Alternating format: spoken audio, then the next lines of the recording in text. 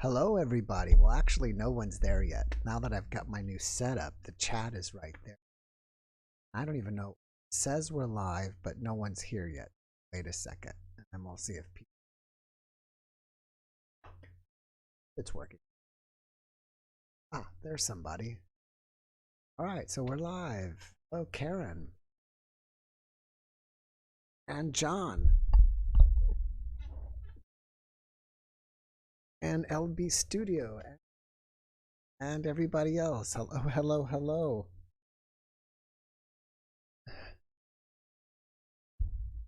All right, so you guys got to give me just a minute. I've got to set up my computer on this side. Usually I've been doing it lately where I said starting soon, but give me one set up here. And we already got 3 people in the waiting room, so that's pretty awesome. So let me set that up.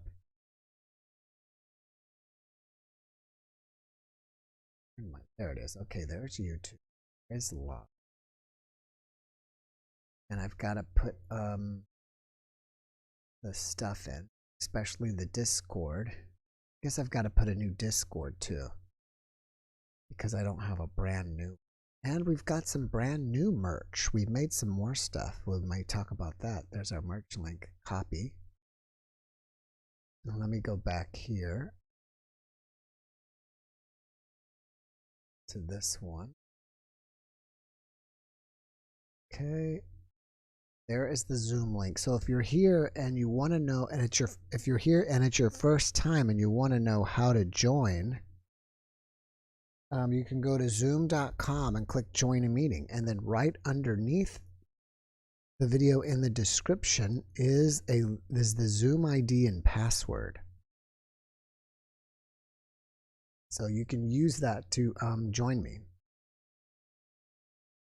Let me find my Discord here somewhere. And then I'll put that in there, and I think we should be we're pretty close to ready to go.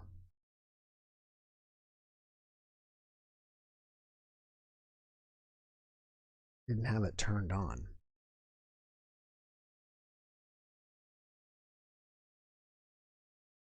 My Discord server. But invite people and copy the link. All right, so that is there. And I think that's it. Put live stream.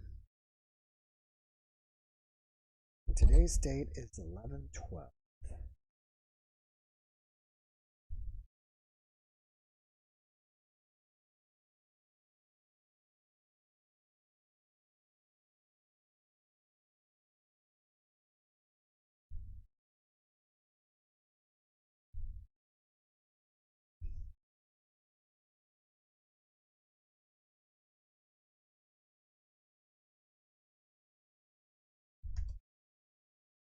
I think I got everything. Public. Yes, it's turned on. Everything's there. Now I pull up a live. I guess I don't really need a live one anymore. But I might put that there. All right, so happy Sunday to you, and Saturday to you, and if you're on the other side of the planet, then happy Sunday to you. And it's Saturday, and it's finally starting to get cold here. You know, it was like about 50 during the day today, and so when it's usually 150 is pretty cold for us. So how many we got here? 93 people. Oh, we had 3 people waiting. Now I'm down to 2. Where did the other person go? Now it's down to Merlin. All right, well, we'll start with Merlin. These other people should come back.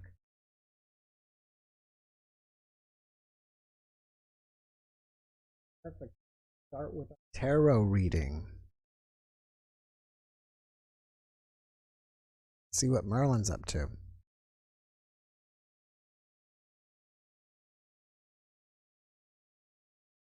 Where is he? Oh, he's gone too. Weird. I wonder if there's something wrong with the Zoom. I don't think so. I don't know. I don't know if there's something wrong or not. So anyways, I had an NDE that I recorded yesterday with a scientist, a skeptical scientist. She was a scientist and a skeptic until she had an NDE. And she's a graduate student studying consciousness, so I think you guys are really gonna like this one. We had I think a pretty fascinating talk yesterday. And talking about, I think it went pretty deep, so I hope you guys are going to like this. I'm pretty proud of it and or pretty happy of it. Asked to start video, Jennifer Brasseur. All right, can you hear me? I can hear you. I just can't Okay, see is you there any? yet. Okay, start video. Okay, Start sorry, it's my video. first time. That's all right. Start video. There you Oh, there are. I am. Wow, you got a cool house. I really like that lighting. Oh, thanks. It's called an Elysium. It's a marble cloth that the person who built it before me, Mm-hmm. um, he laid all the marble down with love, and when he was frustrated, he would leave. Mm-hmm. And he even made like the cool ceiling and everything. And Mm-hmm. Yeah. I just happened when I decided I was going to take the chance to change my life and I moved. This was the bonus. Okay, good for Ta-da! you. Good for you. Where are you? I know. Now we've been chatting. Have we been chatting online? We have, right? Or no? Not I'm sorry. just through email. Through That's email. okay. Yeah, that's what I mean. On email, right? Yeah. So I was expecting you. All right. Well, thanks for coming. And where are you based out of again? I'm out of Thatcher, Utah, or they would say closest to Tremont, Utah now, I don't know what that up on the is. mountain. Yeah. My Utah geography is. I know about Salt Lake, and that's it. Okay. Well, it's probably almost 3 hours, 2.5 hours from there. Cool. Awesome. So, yeah. All right, so I forgot, and please don't be offended. I just talk to so many people all the time. I forgot what you were going to I know you're a share busy with. man. I know I forgot, but what are you? What would you like to share with us? Cool. So I just recently released a book, Mm-hmm.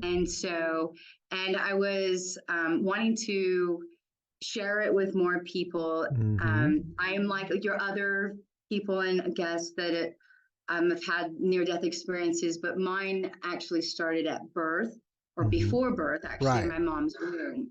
Right. I So now remember you're that now. getting in there a little Yeah. bit. Now, okay. So, Okay. at what point did you? I mean, I don't.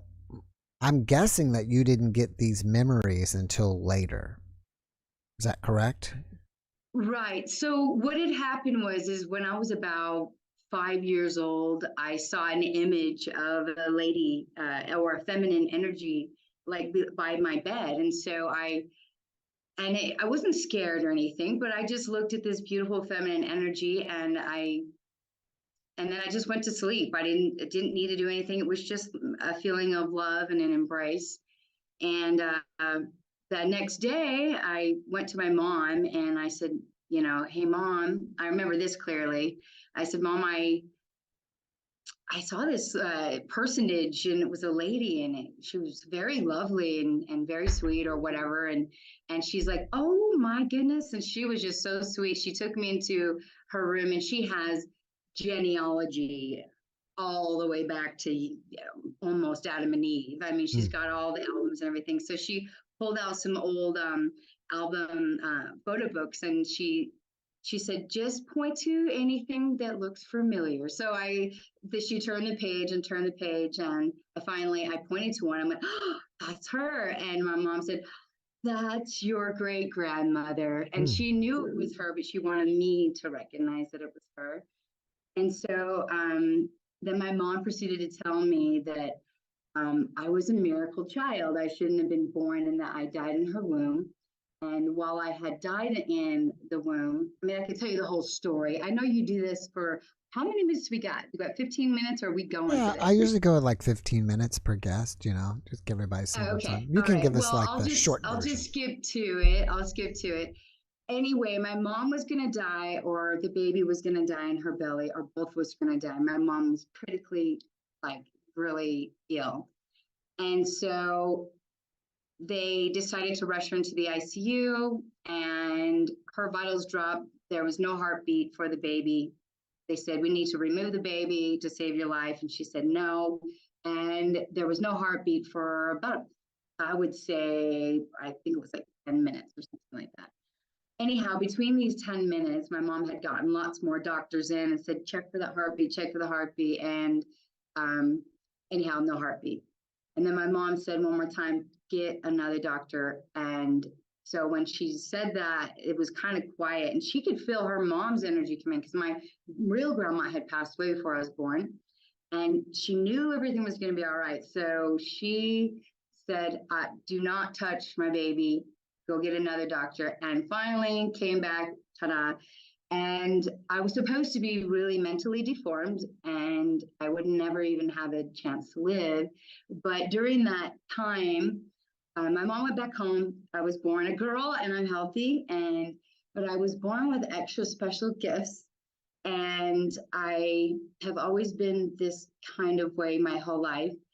And because of my emotional attachment to want to make the world a better place, I really wanted to write everything I know about the world and what might be happening, and how to prepare ourselves to reach the highest level of frequency, and to be able to just make sure that you transition in a realm victoriously that you chose personally. Not that you just didn't know that you could choose, but that you really can choose when that time does come, to be at that level of ascension where you chose deliberately to be, instead of feeling like it was trapped. So that's the moral of my book. All right. To make the world a better place, and it starts with you and me. What kind of gifts do you have?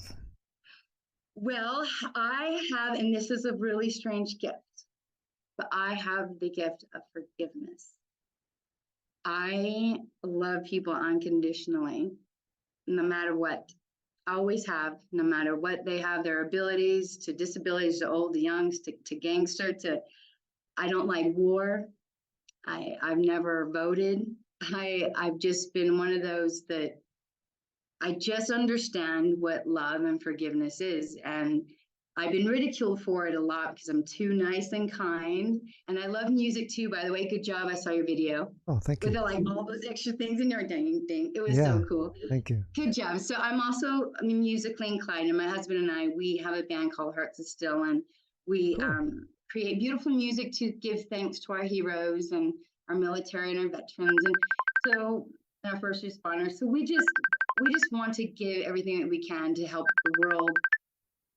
I understand that I am part of, since that shift, and maybe call me a little wanderer or I think actually I was connected already. This is what I think happened after my whole life journey. I'm connected already to the energy already implanted. So I'm basically making my little stairway to heaven while I'm on earth. And so at each little step, I'm going, not like people live and then they die and then they come back and then they learn how they could have been loving and kind. Well, I was born that way. And so it was weird for people to understand. But now I understand all this has been for a reason. I need to stop you for 1 second, and it's not you. Yeah. It's my computer. It's driving. Oh, it hung up. Okay. It was driving me crazy. It was like somebody was calling me on. I don't even want to mess with it. I'm so sorry. That's okay. I don't. I guess you didn't hear it on your end. Did you hear this? No. And I thought it would go away. Maybe you're getting a transfer of energy. Maybe I'm getting something. There you go. I love it. Well, let me ask you this. Now that I interrupted you, okay. At what point did you notice you had this gift? And what was the, can you tell us about, like, what was it that made you realize that you had the gift? Because through major trials and struggles, obviously, so being like abused or in any sort of way, in all shapes and fashions, mentally, physically, spiritually, emotionally, so the whole 9 yards. to be able to see the other person and know that they didn't know what they on the level of their learning and what they're where they were at, Mm-hmm. and to love them unconditionally, literally, and really wish them to, like, really want them to live the best life possible.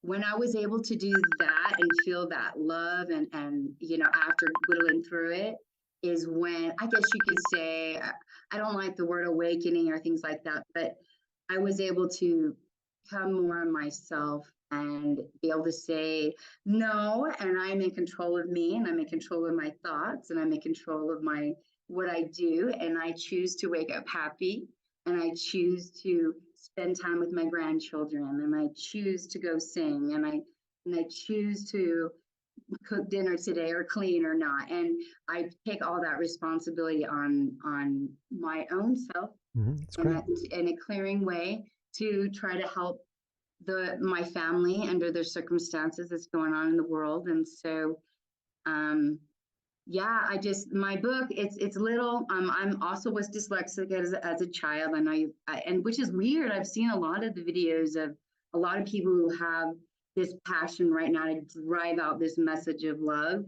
A lot of them have been dyslexic, and I had to have my husband try to edit it for me, Mm-hmm. and I didn't even know the format of it, and I just had to write it down. I had to write it, so I did, most importantly, because if something happened with the internet or I was transitioning on, at least my family had Mm-hmm. this knowledge to make the world a better place in themselves, change themselves. At least they had it. So I didn't care if there were spelling errors. And then I ended up putting it on Amazon. So just Awesome. myself. So, That's but awesome. So yeah, it's so an ebook. I don't know how to do the links for the ebook, but I do. It's a paperback book right now Oh, on okay. Amazon. It's That's called The awesome. Higher View. The higher view. Do you have Yeah. a website? I have a Facebook page that I have. It's called Inner Transformation, and I Mm-hmm. just post positive things on there, and even share like your videos or Okay. awesome things that might have inspired me to want to share with other people, because it's like that we're all a team, right? So right now, so that's just on Facebook, and it's called Inner Transformation. Mm-hmm. And oh, I can show you my book. I think just look for the eyeball. It's Oh, a cool. huge That's a great eyeball. cover. Who did the artwork? Mike McGeorge, he works for Rebel TV, and I used to help him with graphic design. Mm-hmm. It's so cool. I wish we could talk longer, because everything has led me up to who I am Mm-hmm. today to be able to do this. But it's only like 83 pages and just little short inspirational things that might help people through their marriage, their relationships, letting go of regret and hurt and anger in just a higher perspective, and of looking at it from a different point of view, just to help people's lives become better. And because I believe that it starts with you and me. And I like this. This is eye catching. This is for my Mm-hmm. husband, Ray. It's Mm-hmm. an eye catching. um, What would you say is the main message of your book that you're trying to get across to people? yeah. My main message that I'm trying to get across is I really believe that, or okay, let me say this. I have an inner knowing that this world is not ever going to be the same, obviously. Mm-hmm. And so the inner knowing also knows that it's going to take us, me, you, and everyone, to change the old behavior patterns from destruction and anger and frustration back to peace and love and giving and caring and sharing, and enable to, instead of having greed, have healthy water and plants and animals. I mean, I'm literally feel so passionate to, I step up and say, it's time to let go of everything in the past, face it, and raise yourself and live. We don't know how long we've got in this world. Nobody does. But we need to try, I would, just to live happy instead of in sorrow or depression or anger, or your last day is fighting your wife or your child, you know, but to learn to love each other for our differences, because each and every one of us are different. We have our different political and medical and everything and spiritual things. But if we all unite as one, just like music and harmony, just blended a little bit with a little different shifting of perception, then I can say when I die that I at least tried to make the world the better place, because I know that's why I'm here. Mm-hmm. And I'm going to be committed to do that every single day. That's why I reached out to you, because you are phenomenal and you are doing the same thing. Thank you. And I commend you, my friend. Well, thank you. There was one thing else that I wanted to ask you, and that is, it sounds like to me from what you were saying that possibly something bad's going to be happening. Do you feel that something bad may happening, or are you just saying in a generality, like, you know, we're all going to transition over one day? Right. I like that question. That's a good one. What I can say, or my inner knowing is Earth needs to change a little. We already see the natural disasters coming. There's always a rebirth of everything, and there is a cycle of everything. And so things are going to shift. People are going to shift. There's different realities that are shifting, and so on and so forth. I mean, we can talk more in depth on these kind of things, but on another time. But for right now, it's I believe is very important. There's something, yes, something is going to happen. Not for bad, but to change things. I wouldn't say bad. I wouldn't say good or bad, but there is going to be a big change. And if we can face any changes with love and grace and humility, and be able to be of service to others instead of self when other things occur in the world, no matter what it is, or in your family, that you just where you need to be, and that you feel comfortable, and that you feel like you lived a great life, even in the midst of the chaos, to be calm in the storm. That's good. Well, Jennifer, again, your book is called A Higher View, right? The Higher View. The Higher View. So if you guys want to check it out, it's on Amazon, right? The Higher View. Eye-catching. There you go. You all can easily spot that book on Amazon. That is correct. That's correct. Definitely. So thank you so much for coming and sharing with us today. And don't be a stranger. Stop by anytime on Saturday night. Oh, thank you so much, by the way. Hey, and keep up the good work. I can't wait for the next videos. Thank you. Thank you. All right. Have a great rest of your weekend. I need to run to the next person. You as well. Take care. You too. Bye-bye. Bye.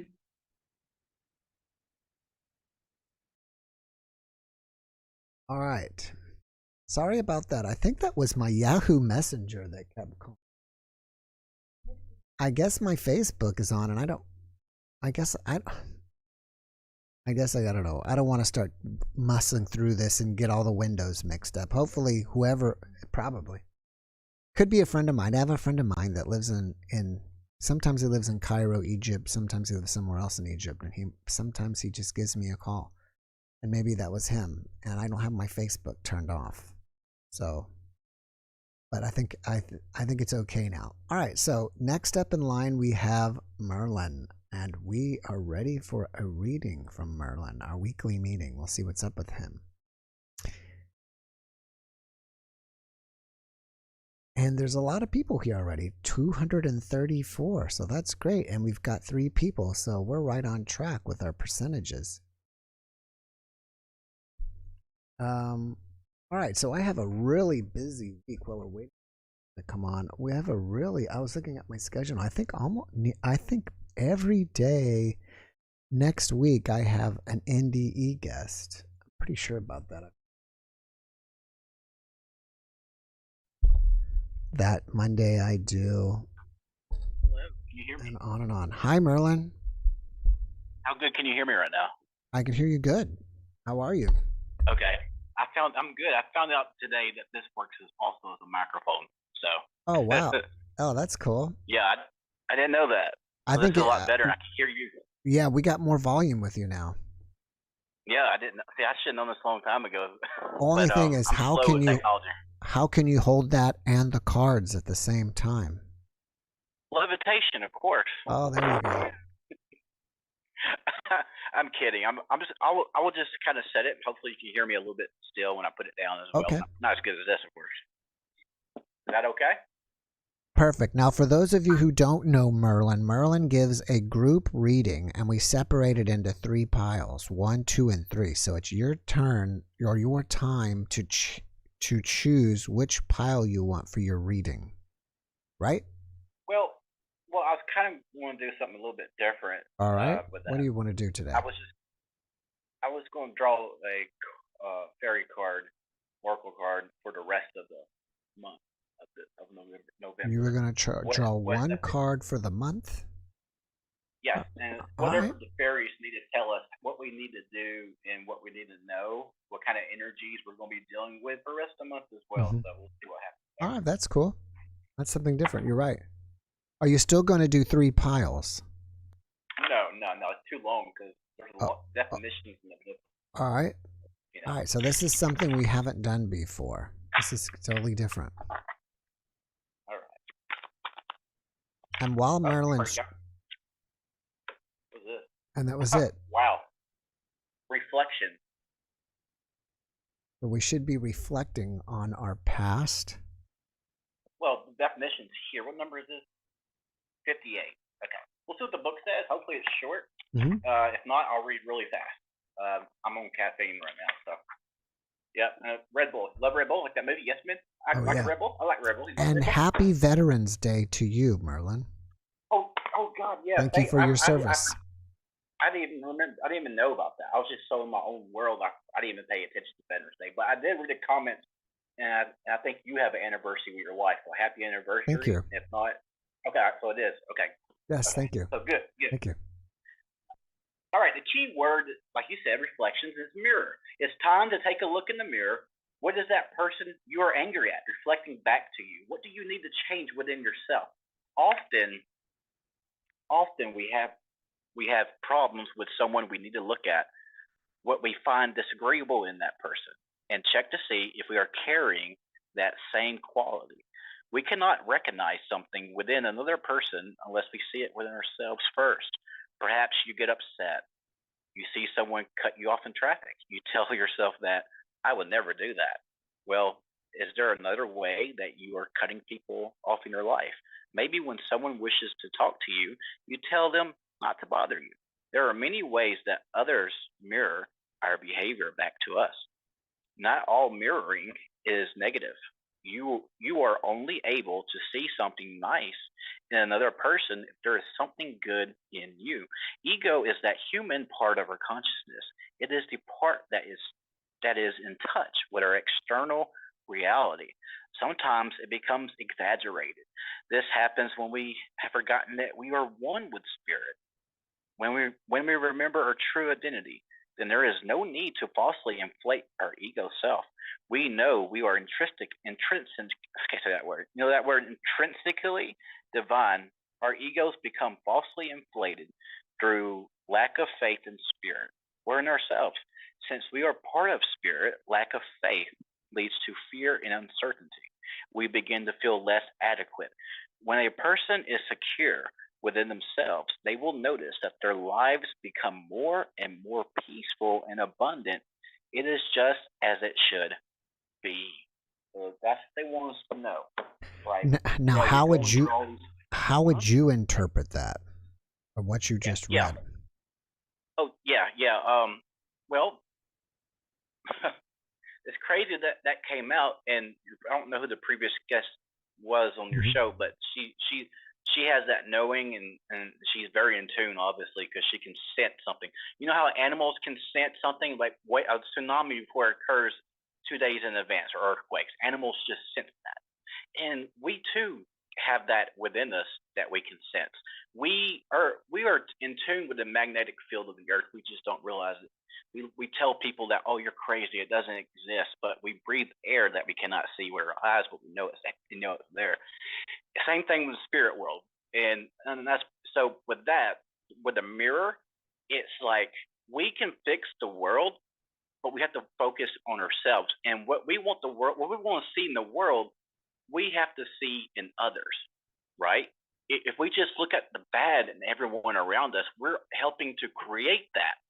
And so, when they talk about the collective conscious, it's a real thing. We are all, tied together in this field, and so we are creators, and there was this test done by the scientists that we like the Earth's collective consciousness, it changes when something's going to occur or whatever like that, and it's real. But we have to, like I said, see the good. Wayne Dyer said, if you change the way you look at things, the things you look at change. And that's true. And that's what I think the fairies are trying to tell us today. You're kind of, to me, talking about manifesting. And I have been consuming this certain person lately on TikTok. And I've reached out to him, and I hope he will be a guest. But what he said, which I think is fascinating, and he says that we're all praying wrong. And so if you probably come, and it's very quick because it's TikTok, but my interpretation of what he's meaning is if we're also all creators within this realm, then he's saying, instead of saying, I wish for this, or please help me with this, or however you pray, he's saying, I command this. And I thought that was fascinating. I tried it today. I haven't had any, nothing's come true yet, but as another TikTok video I said, someone was explaining there's a time delay between, manifesting and then whatever you're manifesting actually come into reality. So, that's correct. If it manifests for me, then maybe I'll let you guys know, and they'll say, hey, commanding is the way to go for prayer. Well, I have seen miracles. I have seen things that can't be explained, and that's why I like to do the ghost box things. I can prove to people. Oh yeah, by the way, check out the last live streams. I had to delete the previous one because Facebook said an error, all that. But there is an invisible world that is conscious, and that's what we call spirit. Now, and now with the manifesting, if you believe with all your heart, there's scripture in the Bible. If you have faith of a mustard seed, say to this mountain, be hence and removed, therefore. Like if you believe it with like just a little fraction of faith, you can do anything. That's what I think. That's more. I think that's in Mark, but believe it and it will happen. And I've noticed that manifesting is getting quicker. As the Schumann resonance keeps rising, which is a lot of it has to do with lightning, the natural lightning storms on the Earth that's always going off nonstop. But it's also where our consciousness. We're all in tune with the magnetic field of the Earth. We're born in it, we die in it, and we continue. Anyways, you talked about TikTok, and for the longest time they were playing this game where you go to these locations and you think of something first and you want it to manifest, and they do this quantum like routes. You go there and it's appearing. That's because it's not the app. It's got you believing that this real, and because people believe it's real, it happens before their eyes. And not all of them. Some of them are fake, but I've seen some real ones on there. I'm like, yep, because we are manifestors, if we want to call it that, manifestors. Yes, because we're all energy. We just don't perceive us being energy because all we see is solid crap. So, but yeah, I think it will happen for you. Just kind of keep believing, don't stop. And the more, just keep working on it every day. And every day you say it, it's going to become truer each day. And also one more thing, and I'll get off here. I'm taking up other people's time. Apologize, but one of my favorite videos of all time is of 2020 Anthony Hopkins. It's called Believe. Just type in Anthony Hopkins Believe. His speech is like, wow. I would recommend that. Cool. Thank you for that. Yes, sir. All right, Merlin. Well, I better run. I've got three people waiting. Thanks again for your monthly reading, and have a great rest of your weekend. You too. Thank you, brother. Cheers. No, he said he's going to do monthly. And I need to catch the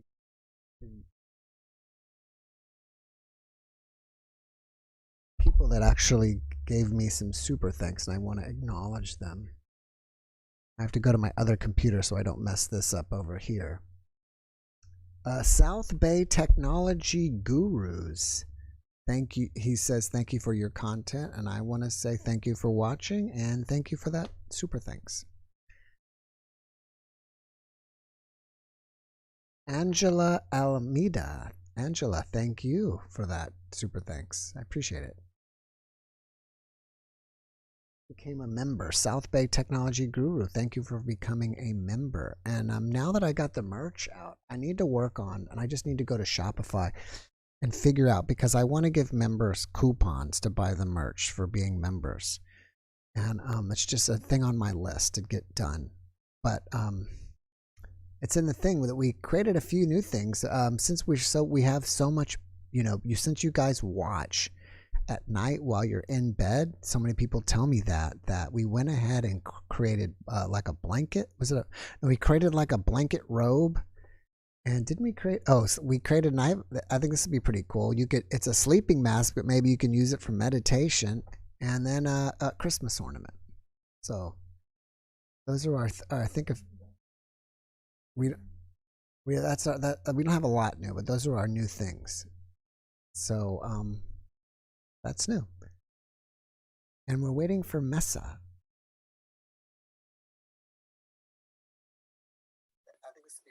Can you hear me?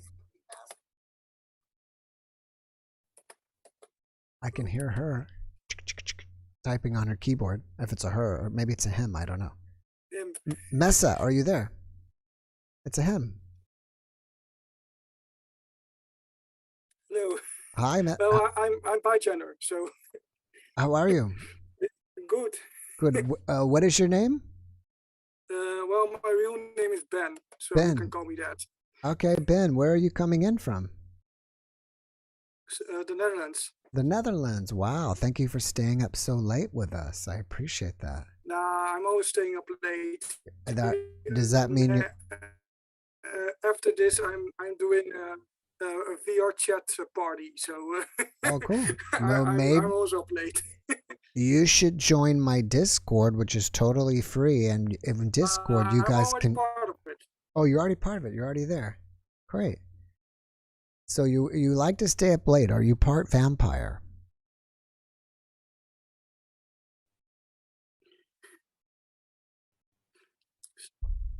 No, I'm a night owl. You're a night owl. I'm a true night owl. You're a true night owl.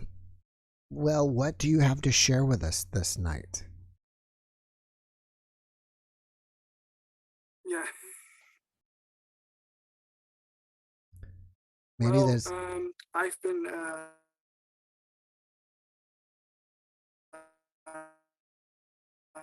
for my whole life. I have king with voice, and they were chaotic at first, but then they all left. And the last one claims to be my deceased soulmate, and she pretty much guides me through life right now. Your connection is very choppy, Ben. You're freezing a lot on my end. So yeah, it's really bad in my room, but I'm doing it in my room because last time you were worried about TVs, so I thought not in the living room. Oh. Yeah, I'm doing because of that, because my mother is watching BBC right now. Oh, and you okay. can't do that. Yeah. All right. So you were, from what I gather, you have contact with a being that is your soulmate. Is that correct? Yeah. How do you contact her? Well, see, it's a fluid connection, like having Wi-Fi on. So she pretty much speaks to me like channeling, and she has her own intelligence, her own ideals and other stuff. But when I'm quiet, so she's here 24/7. When I'm quiet, she kind of melts with me, kind of like she knows how I am perfectly. So when I'm quiet, I'm just me again. And there was a time before this when this wasn't so. Here's where the long story begins again. First, I had voices. They were chaotic, Mm-hmm. and after like 17 years of having psychosis, what I still don't think is psychosis because I have none of the diagnosis back then. Only that voice remained, and that voice is right now, right here. And Now, do you actually hear a female voice, or is she talking to your higher self, and then your higher self, you're hearing your higher self voice? no, she's not. I just feel that she's female because she's showed up in a few dreams of mine. And when she's here, I feel that she's female and the person she is, like she's another person sitting next to me. Does she reveal the future to you? Yeah, a lot. Like, do you have anything from the future she's revealed that hasn't come true yet? Well, this is part future, part past. Let's see. So in 2014, I had a blackout. Like I slept, and then instead of waking up, I had blackout. And it's like somebody took me from my bed and put me on another plane to experiment with me, so to say. And they were they took things that happened like 10 years in advance. Well, no, not 10, 2019. They took those events and I had to live them a whole year.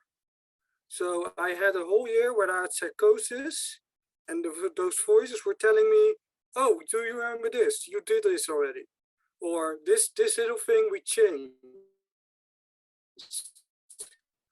And I was really stuck in that future thing. But the future thing she's talking about is after death. Right.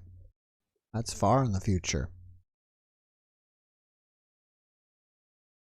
Yeah, it's really hard to live with. Luckily, she kind of how do you call that in English? She kind of knocks me out a little bit. So I'm not 90%. I'm not aware of what I'm doing or thinking it through or something. So I'm lucky in that sense. But so what she's talking about is like my next lives. What happens when I pass over? Not how I pass over, because that's something she wants to keep secret. Because I'm learning that from God of War right now. It's something you'd rather not focus on. Mm-hmm. It's a thing you need to do to let pass naturally. What is the most shocking or life-changing thing that she's revealed to you? That I'm bi gender. This is a pre-birth planning thing. I'm actually female, and in my past life, so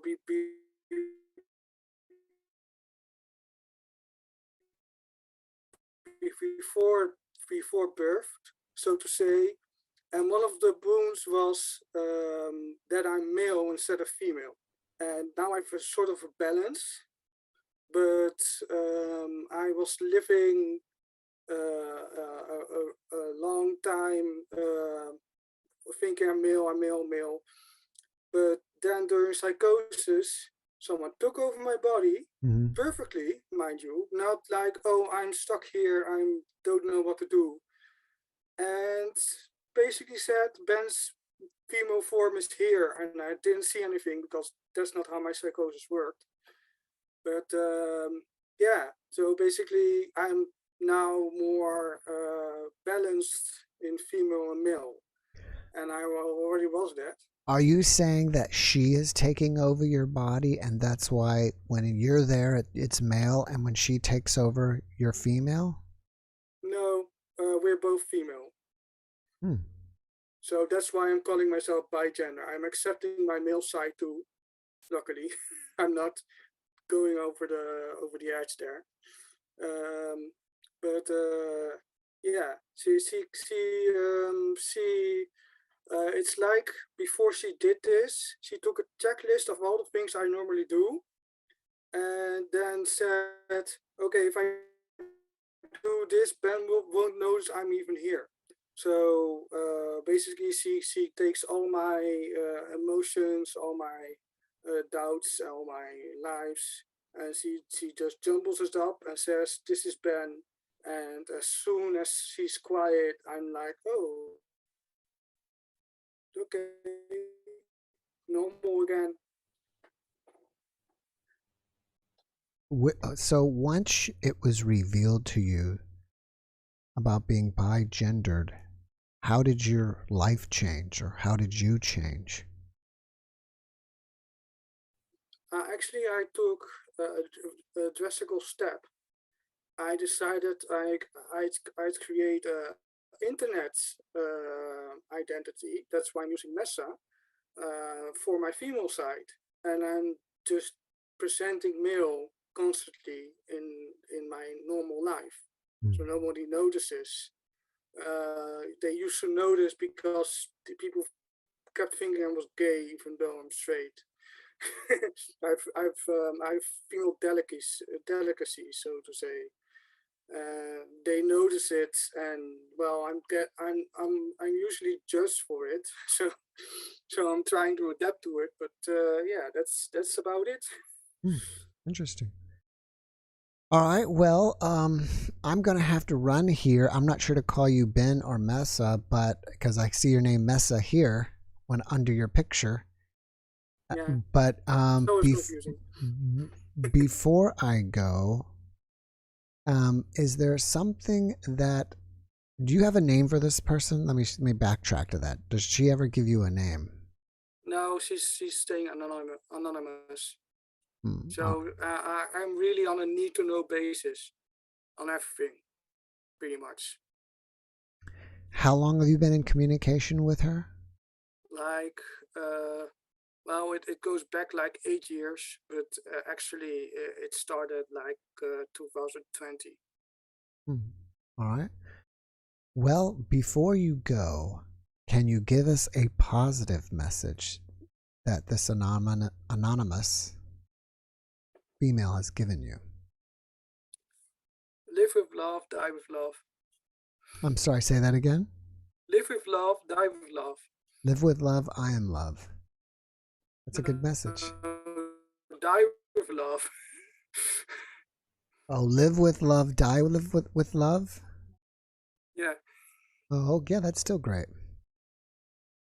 Well, Ben, thank you so much for coming and sharing. I'm glad we were able to talk this time, that we didn't have the BBC in the background. Don't be a stranger. Come by and say hi again. Yeah, hopefully internet is better next time. Bye. Okay, take care.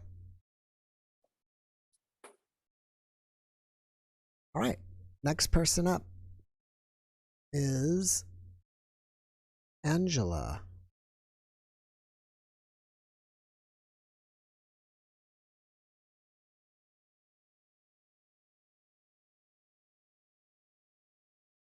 And we'll see what Angela's up to. Angela Waterbury. That name sounds familiar.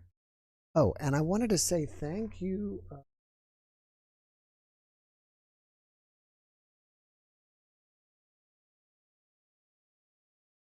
Super thanks that came, and I wanted to say thank you for that. Thank you, Julie, for the super thank you for the super thanks. It's kind of weird saying thank you for the super thanks, but anyways, thank you for that. And you said something about command. Didn't like. Should not want to command. Can you read that for me?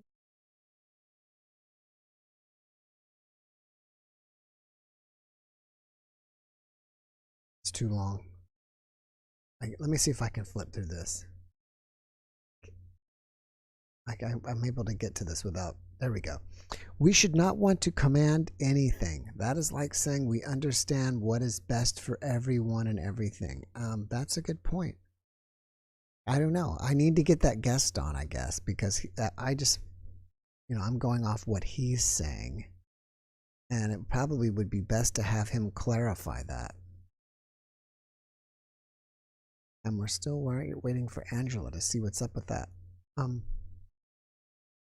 So I was saying, and for those of you who don't know, I work off 2 computers, so that's why I'm kind of like back and forth here. And so I was thinking that I said that I thought everybody this week is NDEs. And I'm pretty sure that that is true. Yeah, it's a busy indie week. I know I got a guy next week that's coming in that he communicates with his son on the other side. And I guess next week is also Thanksgiving. So maybe if you want, I mean, I'm obviously going to be doing next Saturday after Thanksgiving. And I think we tried this last year. I don't know if anybody, came and said this. And I thought, gratitude is very important. And if you're on the fence about coming on and sharing it, you're welcome to just come on and say what are you unable to hear you? Yes, I don't hear you, Angela. So if you want to even just pop in and say what you're grateful for, it's a good time. I think it's a great thing, just to acknowledge our gratitude. Yeah, Angela, not only do I not hear you, I don't see you. I don't even know if you have your camera turned on because it's not giving us the option. So I'll wait a minute, and then what I may end up doing is put you back into the waiting room. I won't kick you out, and maybe you need to sometimes you need to sign out and sign back in because maybe it doesn't recognize your camera.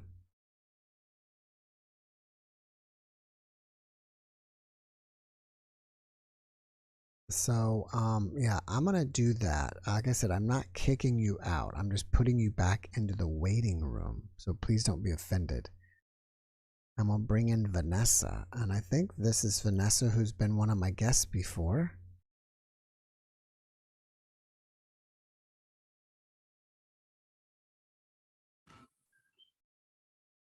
And we'll see what she's up to.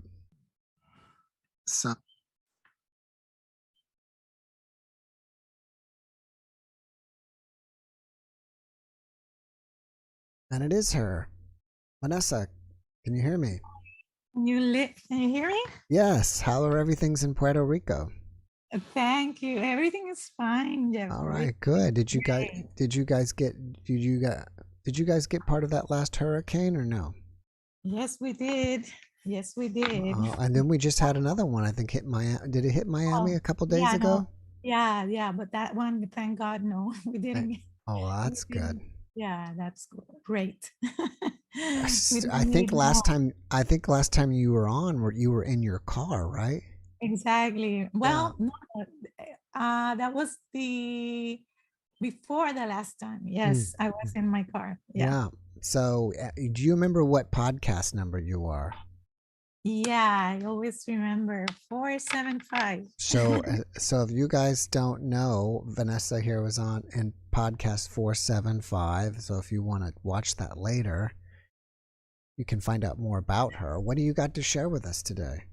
Yeah, it was her. I was listening to Merlin speaking, and I wanted to thank him for his words, manifestation. I wanted to, because you were speaking that you interviewed somebody that was saying that we were manifesting incorrectly. We were praying incorrectly. Yeah, I saw a guy. He's on Facebook. I'm trying to get him on the podcast. And I just saw that he said we're praying wrong. I guess you're coming from, in his viewpoint. This is not necessarily my viewpoint. I found it interesting, but he said you're coming, and I may be completely interpreting wrong. No, you are doing. But he sounds like the way he put it is that you're coming from a viewpoint of lack and maybe a viewpoint of not only lack but And desperation, where and I'm adding my own spin. He was basically saying you need to be commanding what you're doing, and I'm guessing if you take the viewpoint that we are all creators here,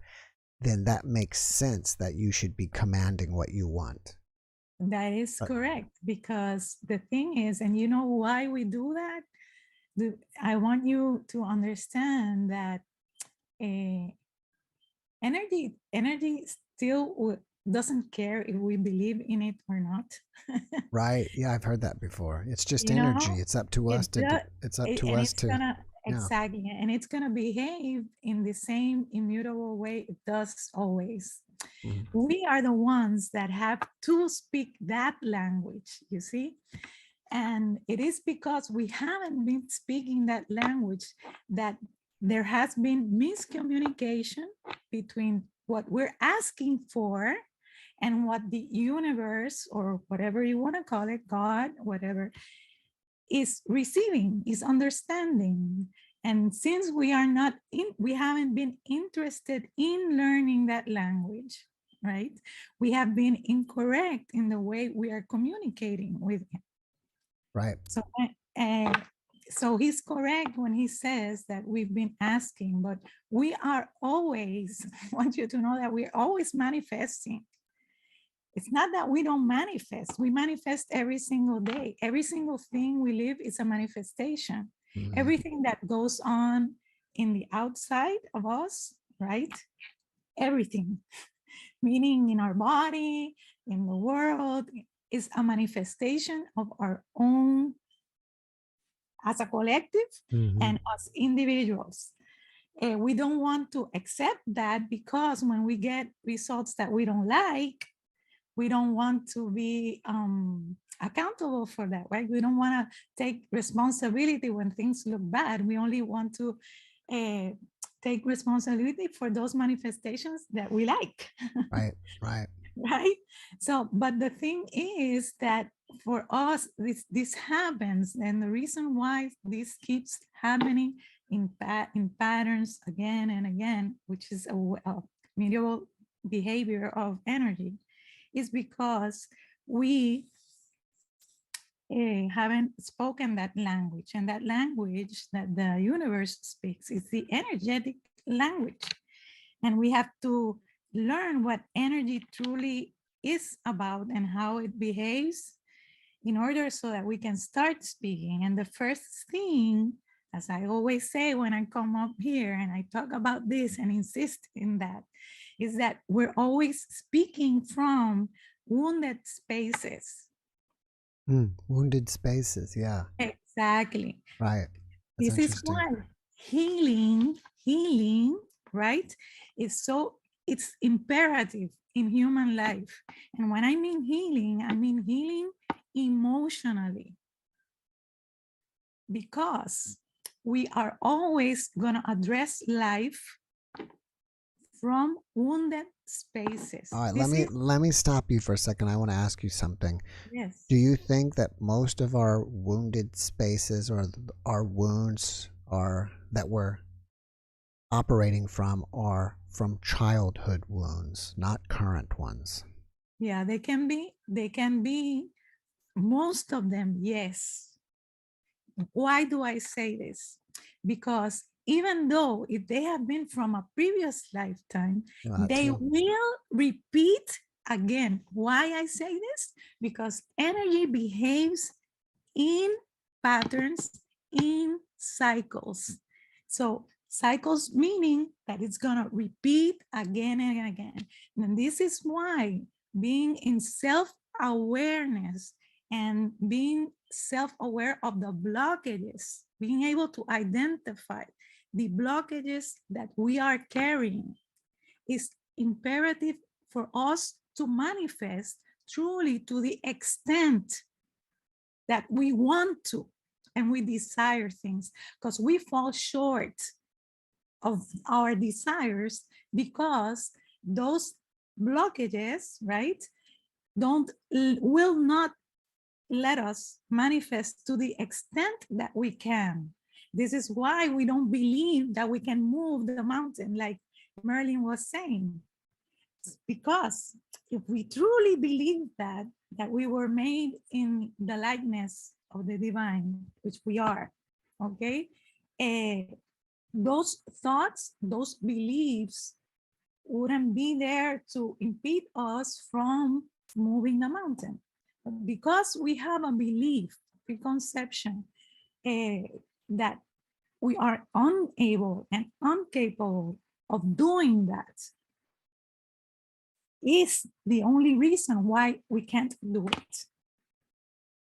But truly, we were made in the way that anything you want, and truly, and this is why taking off our masks of who we thought we have been, right?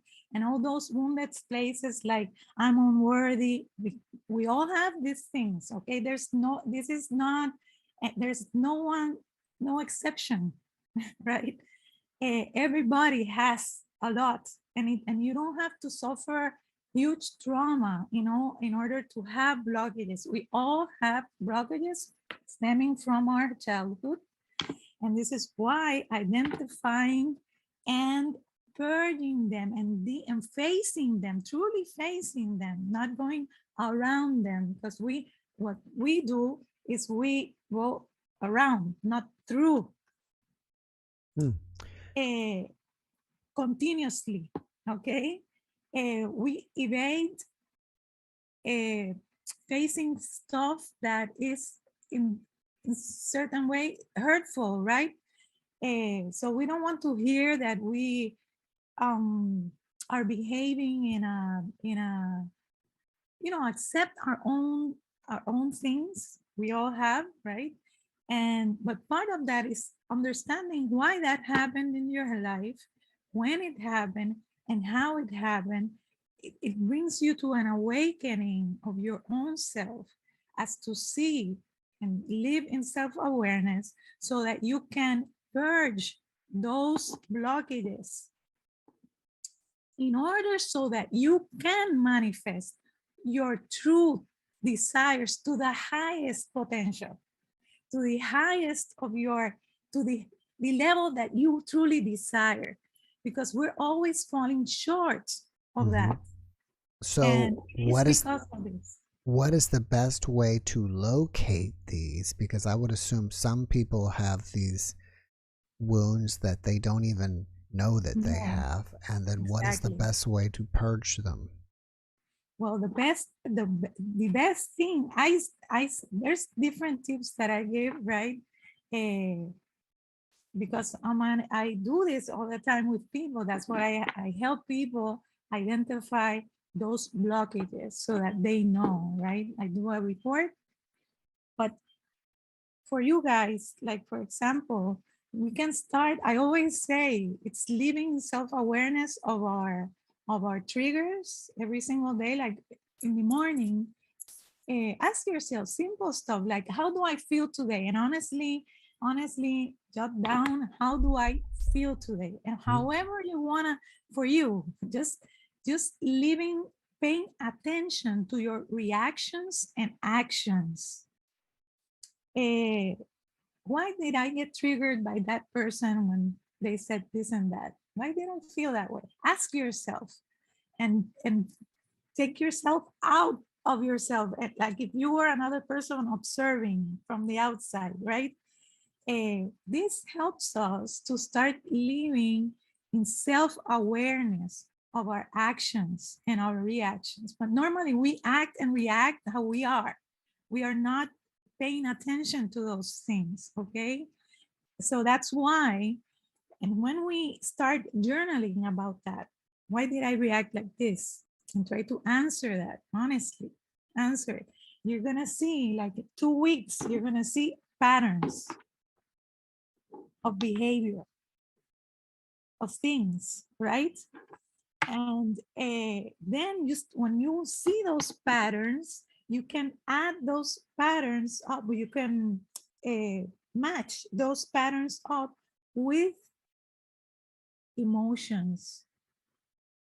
How do I felt this and this way with a name, right? A name. I felt anger. I felt envy. I felt whatever it is, whatever emotion it is, and you write it down. And soon enough, you're going to see the type. And then you go to the third phase, which is why did I react? Why do I think I have envy? Or why do I think I have anger? Why did this situation cause me to react in this way? And normally what happens is that when we go back history again, we always will behave in patterned ways because we are energy. So that means that when we go to our childhood, normally you're gonna see either that we observe and learn that from somebody around us behaving in that way, or because we ourselves were treated in that way from another peer. And we're going to see those situations, we're going to start identifying those situations that caused us to have those hurt spaces in ourselves. Yeah, makes sense. Yes. Well, Vanessa, I have to run, Vanessa, but if people want to find out more about how you do this stuff, because it sounds like you help people with this, what is the best way to reach you? Yeah, the best way is to write to me to evolife360@gmail.com. Evolife? Evolife. Evo of evolution. Okay, Evo. So EVOLIFE at 360.com. And do you have a website? At evolife360@gmail.com. At gmail.com. Okay. Do you have a website? Yeah, I'm building one right now, and but you can find me in Facebook also under Vanessa Vega down in Puerto Rico. I have my Facebook page, and people write through Messenger also. You can reach me there, and yes, surely we can do that report so that you can identify, because there's three things I take into consideration: history, current energy, current happenings, right? Some tests that I do for people to answer, small tests. And then the third phase is the astrological aspect, energetic aspect, because everything is connected. Well, Vanessa, thanks for coming in today. I appreciate you. I wish you the best and have a great rest of your weekend. You too. Thank you. Bye-bye. Thank you. Bye-bye. All right. Next one up is Tanya. Admit. All right. We've been busy. We had over 300 people here, so there should be 3 of you in line. And I think there's Hi. Hello. How are you? Great. I don't see you. Where are you? Oh, I don't. Okay. I'm using my phone today. Ah. So let's see. Uh-oh. Okay. I knew this. I guess this happened. Now I'm back. All right. Hello, Tanya. Did you make did you make some merch orders? Yes, I did. Thank you so much. You know, I am brand new to this merch system that I'm doing, and I'm just kind of learning as I go. And I don't know if you got any of this stuff yet, but for a while it looked like one of your orders were on hold because it was like on back order or something. But I think they finally got it, and I don't know if they've shipped it out yet or not, but I'm just kind of I guess you haven't got it in the mail yet, have you? No. I just received the notifications that they are going to be sent. So Awesome. one, I sent it to my partner. He lives in Chicago, Illinois. Cool. Awesome. And then the other one, I bought it for myself. Awesome. So. Well, thank you so much. I actually ordered some stuff from me and my wife, so I'm waiting on that as well. That's pretty cool. Yeah, I'm not. So I cannot wait. Maybe next time, next Saturday or whenever I get it, then I'll be wearing your merch. Yeah, I gotta wear it too. And one of the things I ordered was my mug, so I'm a lot of times here drinking stuff, so I can kind of like show it. All right, hold on one second. Somebody keeps calling me on Facebook, and I don't want. I need to like get to my phone and shut off my phone. I checked it there once before, and nobody was calling me. I don't know where this is, but it's.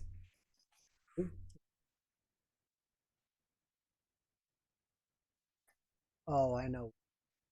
Give me 1 second. I'm so sorry. It's okay. Because I'm under JeffMara. Fact.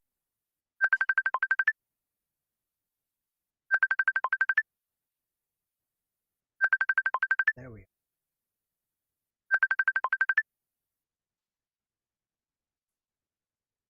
Oh, there's someone that wants to come in and join me. Give me 1 second. Okay. Okay. Let me tell him you need to join me on Zoom, not on Facebook. The Zoom ID and password description below the video. Ya no hicimos esa. All right. Now I figured it out. Okay. I'm not used to seeing you from this viewpoint. It's different. I know. All right. Now we were talking, I believe, last time about your sleep paralysis, right? Did you have another one? No. Oh. All right. Well, what do you got to share with us today? So, remember the full moon that we just had a couple of days ago? Right. Sorry, let me just try to put this down so that the phone doesn't move or something. I don't know. Maybe I can come closer like this. So,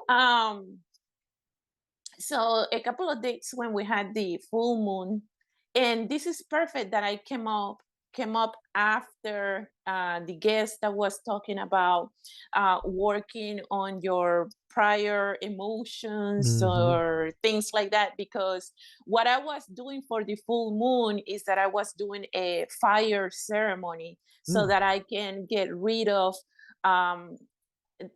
negative emotions and ask Mother Earth and the Great Spirit, which is God, to transmute those negative emotions into positive, positive vibration. And what do you do in this ceremony? So you write down in a piece of paper all the things that you want to, all the negative stuff that you want to get rid of. You can write it down in a piece of paper, and then you can blow on the piece of paper, and then as you are asking Mother Earth and the Great Spirit or God to transmute those things into positive energy, and then you toss it into the fire, and then that's it. Cool. Yeah, or you can use, or you don't have to write it down in a piece of paper. You can also use like a toothpick, or you can use a how you call those things that you use to turn in the fire? Like a match? A match, or you can use a match. So you can use a toothpick or a match, and the same thing. You just think about the negative emotions or energy that you want to get rid of, and then you blow into the match or the toothpick like this, right? And then you put it into the fire, and as you're putting it into the fire and you're watching it burn out, that's when you are asking, right, the Great Spirit, God, Mother Earth, to transmute that negative energy into positive energy. That's pretty cool. So I was doing that because it really works for me. Like last time that I was doing that in another full moon, that's when I saw the angel. Now you have to do this on a full moon. A full moon it has a lot of energy, but you do not have to do it in full moon. You can do it every day as a cleansing ritual if you want to. Okay. Yeah, but because it was a super charged full moon, eclipse and all of this, blood moon, I did it. So I was outside doing it with my niece, and she actually she speak limited English. So what happened is that I was listening to a video in English that was telling me the steps and the, walking me through the ceremony, right? And then one of the ceremonies that, because I did several, like one was the normal fire ceremony, and then the other one was what was the other ceremony?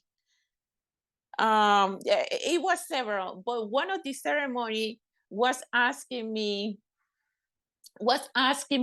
because I was using also a feather to like cut down all the negative energies that I have attached in my body and stuff like that. So I was using that, and then as I was using that, the video instruction told me, well, now as the spirit of the bird that you are, the bird feather that you are using to manifest to you or to help you with the ceremony or something like that, right? So I grabbed the not grab it, but the bird feather that I was holding, I lifted up to like towards the moon, right? And I was like, okay, I'm asking the bird that gave me this feather, that belongs to this feather, to help me with the ceremony and all of this. But I'm only thinking about it, right? And I didn't say that to my niece because I just didn't want to bother to tell her like, oh yeah, this is what he's saying. And so as I'm doing that, we started hearing birds flying by. And she's listening to it and I'm listening to it, and I turn around and I'm like, I can hear them, they are passing by, but I cannot see them. And she's like, yeah, I cannot see them, I can trace like where they are flying by, but I cannot see them. Like we couldn't see it. And this was like full moon, like the moon, the sky, I mean, it was lit up. It was impossible for us not to be able to see the birds, but we heard the birds. So you think that they were that close? Yes, they were close. We could trace where the birds were passing by. We could trace by the sound of it, but we couldn't see it like physically with our eyes. And so my thinking is that it was the spirit of the bird that I just lift up my feather to ask for like assistance in the cleansing ceremony. So it was like, I didn't say nothing. Like I was first trying to see the birds. And then once we couldn't even see the birds because they passed by, and then eventually we didn't hear anything else, I didn't say nothing. I just smiled because I was like, okay, here is the spirit. Like it does work, like these things, So I just wanted. So after you did this ceremony, do you feel like it was successful in whatever you wanted to change in your life? I think it was because of the bird spirits that show up. As I mean, I'm telling you, like on the how you say it, on the cue or something. Like I lift up the feather and I'm like, okay, the birds that from this feather come and assist me with the ceremony, blah, blah, blah. But I'm just thinking all of this thing. And then here they come, the bird sounds flying by. But she couldn't see them, I couldn't see them, but we could trace where they were moving. Well, that's pretty cool. Yeah, that was pretty cool. So I just wanted to come over and share that with you guys. Thank you. Now you were in the Air Force, right? I was. Yeah. So happy Veterans Day for you, and thank you for your service. Did you Did you get deployed overseas at all? I did. I went to Kosovo for 6 months. It Kosovo. was That was a long time ago then, right? Kosovo deal. Well, Well, Was that no, in the night? by the time I went, it was a peacekeeping mission. They are still in contingency with Ukraine. Actually, is it Ukraine or no? Kosovo and Bosnia. They are kind of in contingency about like if they belong to them or not or something. So we're just there trying to keep the peace between them so that they don't start fighting each other and doing harm to each other. Yeah. Well, Tanya, thank you for coming and sharing. And I don't know if it's a good thing or not. I want to say I'm looking forward to your next sleep paralysis, but maybe that we don't want to hope maybe you don't want to have another sleep paralysis. But I know. but thanks again for coming and sharing. I need to go to the next person, and okay, thank you. And have a great rest of your weekend. You too. Thank you. Bye. Bye. All right, next is Jeff Clemens. I think is next. He entered the room. I guess he's the only one here. All right. Joining. And Leslie, thank you for that. You are amazing. Thank you, Leslie. And I wanted to say someone else. I think it was Shinji was his name. Shinji, thank you so much for that super thanks. I appreciate it. I'm trying to scroll through to see where that is, but I want to let you know. Thank you. Jeff, can you hear me? Hello, Jeff? Hello?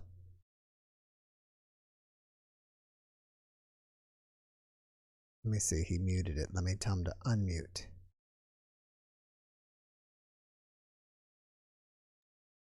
I can't hear anything right now. I hear you. You hear me? I can't hear you.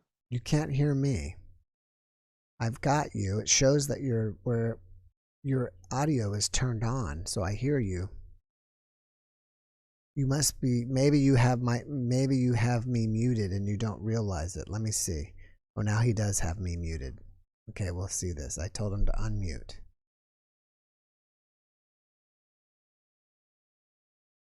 And we lost, while he's trying to mute that, I'm going to give someone else a Zoom link. Yeah, I can't hear you. I don't know how to change can you hear me? I just got this brand new laptop. Test. Can you hear me? Test. Okay,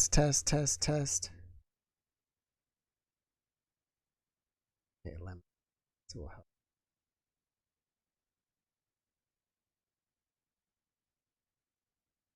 No, this is somebody else. I mean, copy.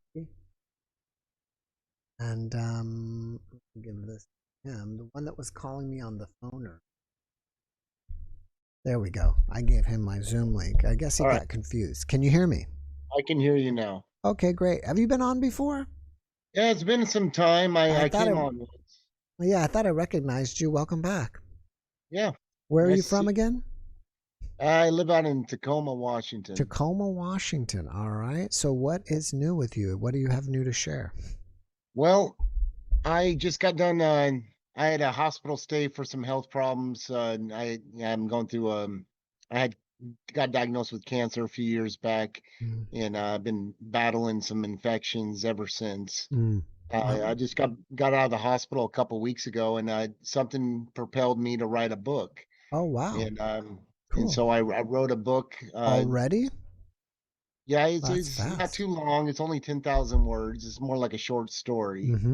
But I published it, and the whole book the whole concept of the book is coinciding with my UFO alien experience back in 2014. I'm the one that met the alien who called itself God. Now, I hope I got you right this time, but we talk about you were camping, you with your family, you saw the alien, you went and jumped into your truck. We went to the car, and then I had a vivid dream. Is how I explained. That's how the interaction went. It was a very vivid dream. Yes, I remember talking about that. I remember said that I just heard that same story, and I was like freaking me out that day because I felt like someone else had told me that, or you know, I don't know if you remember that conversation, but I thought I was saying that at that time. So now you wrote a book about that experience. Well, I Short wrote a book story. about the experience years ago about just the experience with the alien. I already have a book in print on that. This was a new book. This is more geared towards the end of what I consider the simulation that we're in. Oh, it's so fascinating that you say that we're in a simulation, because I just recorded a podcast yesterday with a woman that's a scientist, and I just flat out asked her, are we in a simulation? And she says yes. And other NDEers lately are saying that we're living in a simulation, and you're saying we're living in a simulation. So tell us about the simulation from the way you understand it. Okay, I don't know why it was created. I have no clue as to, what propelled the entity who created it to create it. But the entity who created it is what all the religions are based off of, interaction with either him or the angels. And they all come from a parallel dimension that's right beside ours. And science is just now catching up with that. NASA just made a discovery about a parallel dimension. They had some proof or some kind of evidence that kind of supported that hypothesis. And I think we're on the cusp of announcing to the world that there are multiple dimensions, and these dimensions are conjoined together like a Venn diagram, like the two circles coming together, and they form that space that both circles or both dimensions are involved in. And so like we're in this other dimension that was created by this creator species, this creator, if you want to call it that. And he's throughout the ages come down, sent us messengers. He's sent us prophets in the past, people who predicted our future, and the prophets, when it comes down to prophets, it's all about their accuracy. They're not a prophet unless everything they say comes true. And so like all these prophets came before, 2000 years ago, and they all talked about the time that we're living in right this moment, and we're in the end times for the for all the religions, all the stuff that they prophesied to happen in the end times is going to happen in the next few years. Like we're at the cusp of it. Well, maybe that's why, next week is the 8 billionth person is supposed to be born on Earth. So maybe that's why so many of us are here at this point in time, so we can either all experience it for our own soul growth, or just to be here to, witness it. And one thing this woman told me that I'm going to be posting tomorrow, which I found really interesting, is that imagine that your higher self is really your original self, and we're living in a hologram, and every time we come here, it's like we copy and paste ourselves here, but only a part of ourselves, because we don't know everything that our higher self knows. So we're just a copy of our original selves that we somehow can connect with our we're going using semantics, original self, higher selves, but there's a master self of us, and us here is just like I said, a cut and paste. And that's something I've never heard before. What do you think about that? I think it's interesting. We're definitely we're more than just this physical body alludes to. I know that firsthand with my experience with having an OBE, an out of body experience.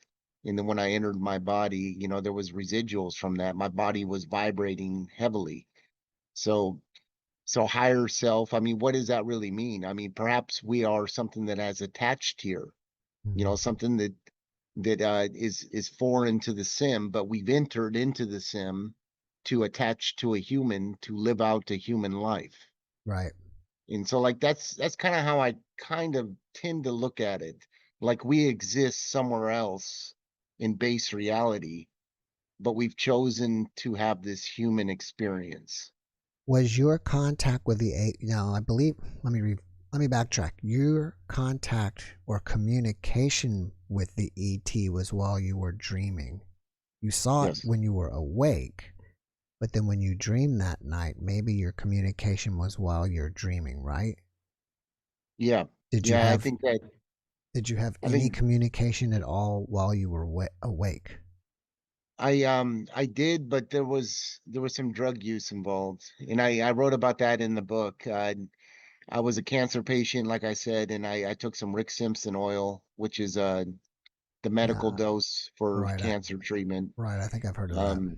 And anyways, it spun me off into like this weird altered mind state. I almost went into like a psychosis. I snapped out of it, but then I had an interaction with these glowing beings that I could see through my ceiling. You know, so like they had big bulbous heads. They were wearing these robes, very intricately designed. I mean, if it was a hallucination, it was off weed too, which was kind of, I don't know, not too many people hallucinate off weed, so I don't know exactly what it was. More of a mind state than anything. Let me ask you this. After you had this experience, were you questioning yourself, like, am I going crazy? Was I really talking to an alien, or again, am I just going crazy? Or not? Maybe you didn't have that experience. I mean, maybe you didn't have really those questioning it. You know, I mean, I'm a combat vet, so I've had my share of dealings with psychiatrists and psychologists over the years. You know, and I tell them everything about all my experiences. You know, and they would probably explain it away in a different manner. You know, of course they would. Obviously, the paranormal isn't something that they're used to, so they would explain it away as delusions, or I was hallucinating, or whatever the case is. But there's something to these interactions, because when the being showed me back in 2014, it showed me a hologram of Jesus. And these beings that I saw in 2020 with the Rick Simpson oil, they also showed me an avatar of Jesus, like this glowing avatar of Jesus, you know, and it showed me the size of them comparative to Jesus the man. And they're roughly twice the size, twice as hot, twice as tall. Why do you think they were showing you Jesus? I mean, because you're Christian, or some other reason? To tell you the truth, I don't know what their plans are. You know, the end times they're it's very encoded language that's in the book of Revelation, or if you look at any of the prophecies for the end times, it's very encoded. You know, some of it's supposed to be metaphoric, some of it's, you know, literal. It's very hard to tell what is what. But, you know, I could see possibly these beings like portraying like this glowing Jesus, making this avatar move and act like he's a real living being, in tricking a lot of people into falling, you know, to worship that being, you know, as some kind of trick on humanity. I could see that happening. All right, well, I'm going to have to run, Jeff, but before I do, is your new book out? And if so, what's the title and where can we find it? It's on Amazon. It's called The Omega, and it's by the same name. J. Clemenstein is my pen name. James Clemenstein and The Omega. And your other books are probably there as well, right? Yes. All right, cool. Well, Jeff, thank you for your service. Happy Veterans Day to you. And thanks for coming on and sharing with us. And don't be a stranger. Come back and visit. Thank you. Take care. Cheers. All right. I remember that one. It just took me a second to come back. But I remember that. And we've got next up, well, we got a busy night tonight. Jason Farrell. Or is it Farrell?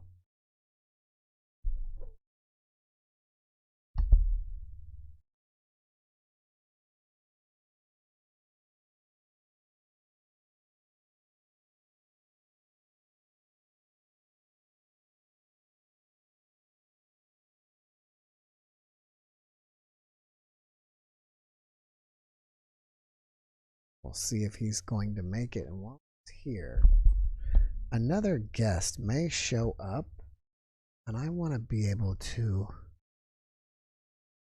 at least have him pulled up here so I can say this is what the guest came on and what we talked about. So I won't be maybe having to ask the guest those questions. He was on recently. I can hear you. I heard you.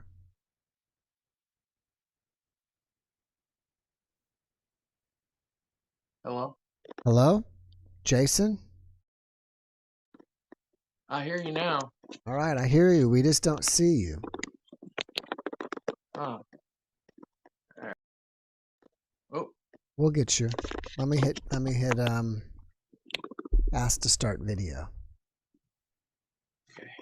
Maybe that will help.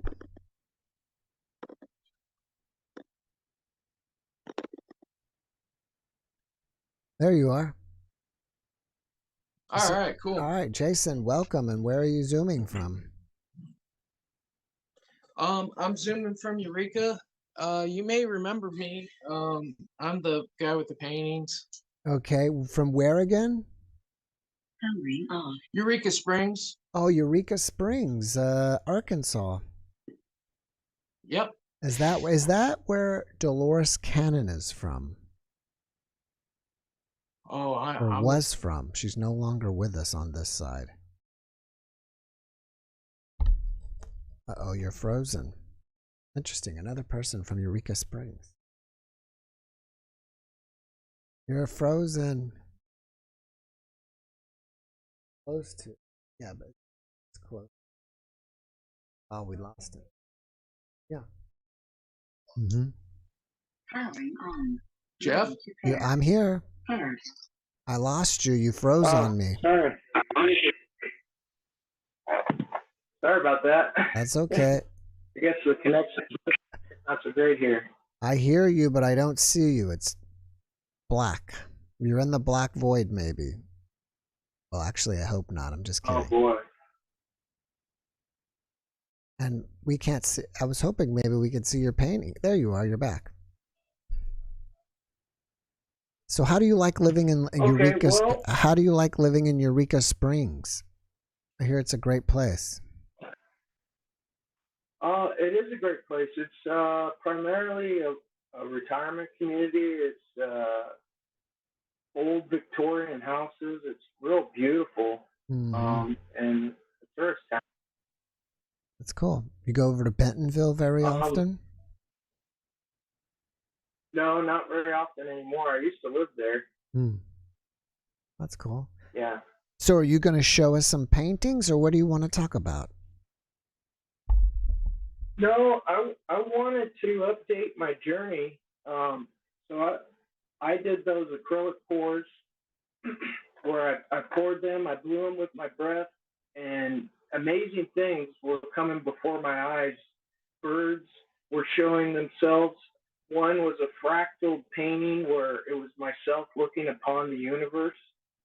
And I began to worship them as though they were idols.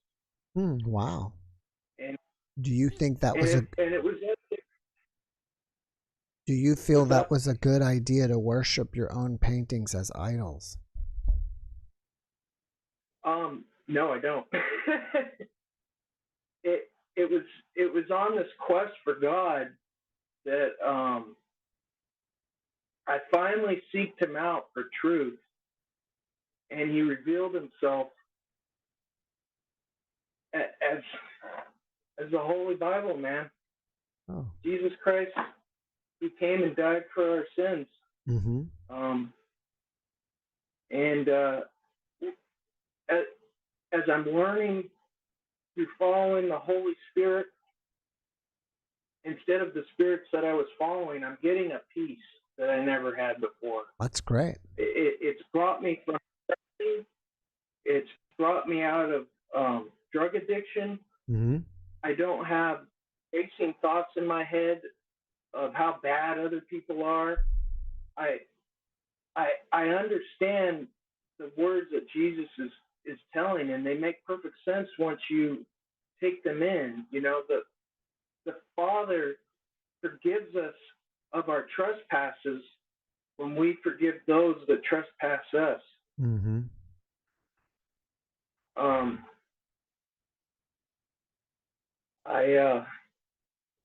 Well, I think it's great that you have been able to find peace. Yeah. It's amazing. I'm hearing a lot of people, and they're chasing, and I was chasing. I'm telling you, if you go and you seek the Lord for who He is, you won't be chasing anymore.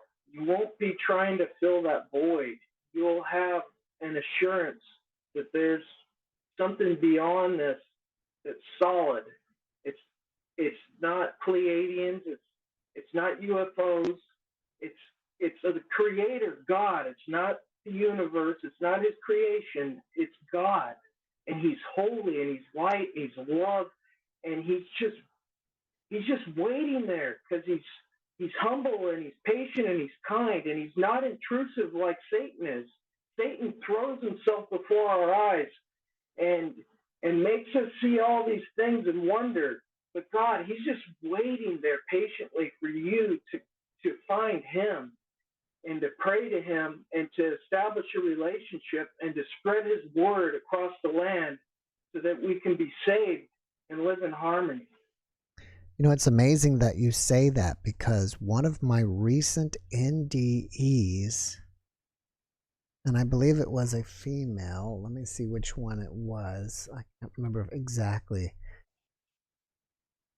I think it was one of them this week that was, without adding Christianity to it, but was saying the same thing, that God is waiting for you and wanting you to reach out. And waiting for you to reach out. So it's almost the same message that we got from the NDE, but in a different way.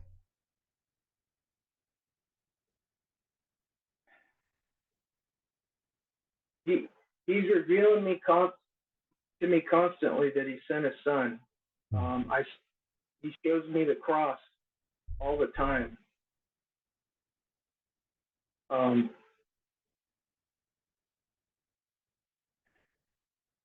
Well, it looks like, you know, I can't make somebody believe differently. All I can do is say, no matter what your experience is, because I had the most mind-blowing experience and knelt down before a false god.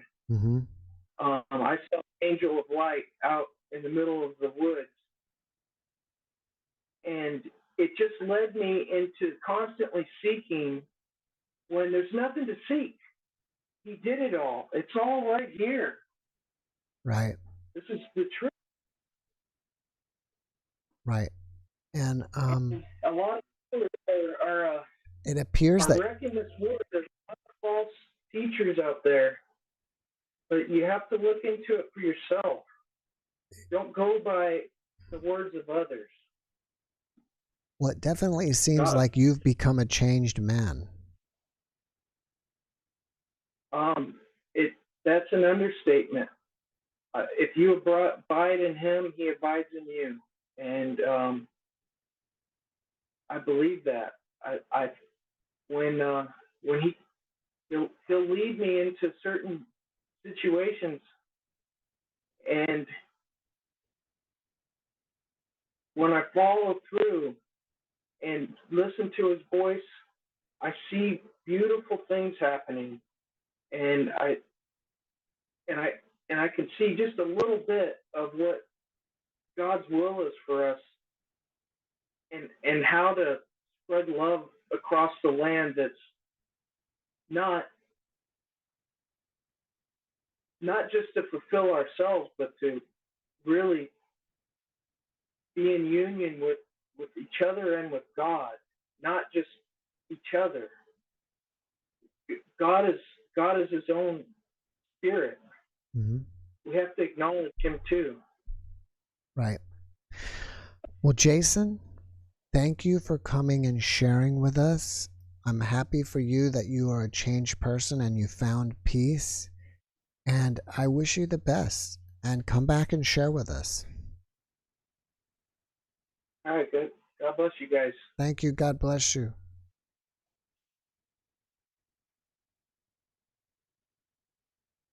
All righty. And let's get to iPhone. Yeah, we've got like we've got a busy night tonight. It's been a while that I've went into overtime. Well, we may not. We probably will go into overtime. We'll see. And so next up, we got iPhone, which could be anybody. That's a mystery guest. All right, so we've had a very busy night tonight. It's been great. Can you hear me? Yeah, Jeff. Hello, I hear you. I just don't see you. Oh, you don't see me? Okay. There we go. All right, this is Bill. All right, I was trying to find you. I don't remember what podcast number you were. Do you remember what number you were? It was I believe 20 something. 620 something. I think maybe it was 627. Was that it? I'm not exactly sure. Yes, there it is. All right. So Bill was on a couple weeks ago. His one is I died and met my unborn daughter in heaven. And he's back. Welcome back. It's good to see you again. And it's nice to have previous guests come back in and share with us. So it got over 20,000 views and over 200 comments. So that's great. Yeah, they were some wonderful comments. I wanted to thank all the people out there that gave some beautiful, beautiful comments. Mm-hmm. I also wanted to apologize for something because this was the first podcast I've ever done. Oh, wow. And I wasn't supposed to be mentioning my book. Why not? Much. Oh, well. There's some people said that I mentioned the book too much itself. Well, it's your first. I mean, are there really any rules to being a guest? I don't have any rules. Okay. Just be, however you want to do it is fine with me. Yeah. So did you get a lot? It's impossible. Well, I guess it's not impossible, but it's nearly impossible for me to go back through every guest and look at their comments because I'm posting every day. But has there been a lot of questions or people asking you questions in the comments? My regular Gmail from folks. Oh, you got a lot of emails. Cool. A lot of emails. They were wonderful emails. People explaining about what happened in their families and things like that. And I went back and forth a couple of times with them, and it was all very, very, very good. So the emails are very good. I was going to ask you a question. Okay. If I'm able to answer some of the questions directly on your question thing, do you mind if I? If there are some questions in the comment, yeah, let's tackle them now because I don't have them loaded up. But if you have them loaded up, that'll be good. That'll be something interesting. I've never done that before with a guest. Well, outside here, I was just, I was going to answer a few questions about the principles, like, the warnings and intuition and things like that. All right, remind us real quick. What were the principles again? That you learned in your NDE, some principles? 9 principles of enlightenment. Okay. The book is called The 9th Level of Enlightenment. So the principles are all about what we should be doing. Right. To be in the right direction with God and the universe itself. So the principle of one is extremely important that we pay attention to because our guides, as you remember, I was talking about my spirit guides, my guardian angels. I call the book. They made it so clear to me that you really have to pay close attention to your intuitions. And I'll give you a little scenario of what I'm talking about. I was in Bangkok in 1989 on a business trip and a little vacation. So the first day I arrived at the airport, you put down you have to have your declaration done, and you write down. They ask how much money and currency you're bringing in the country.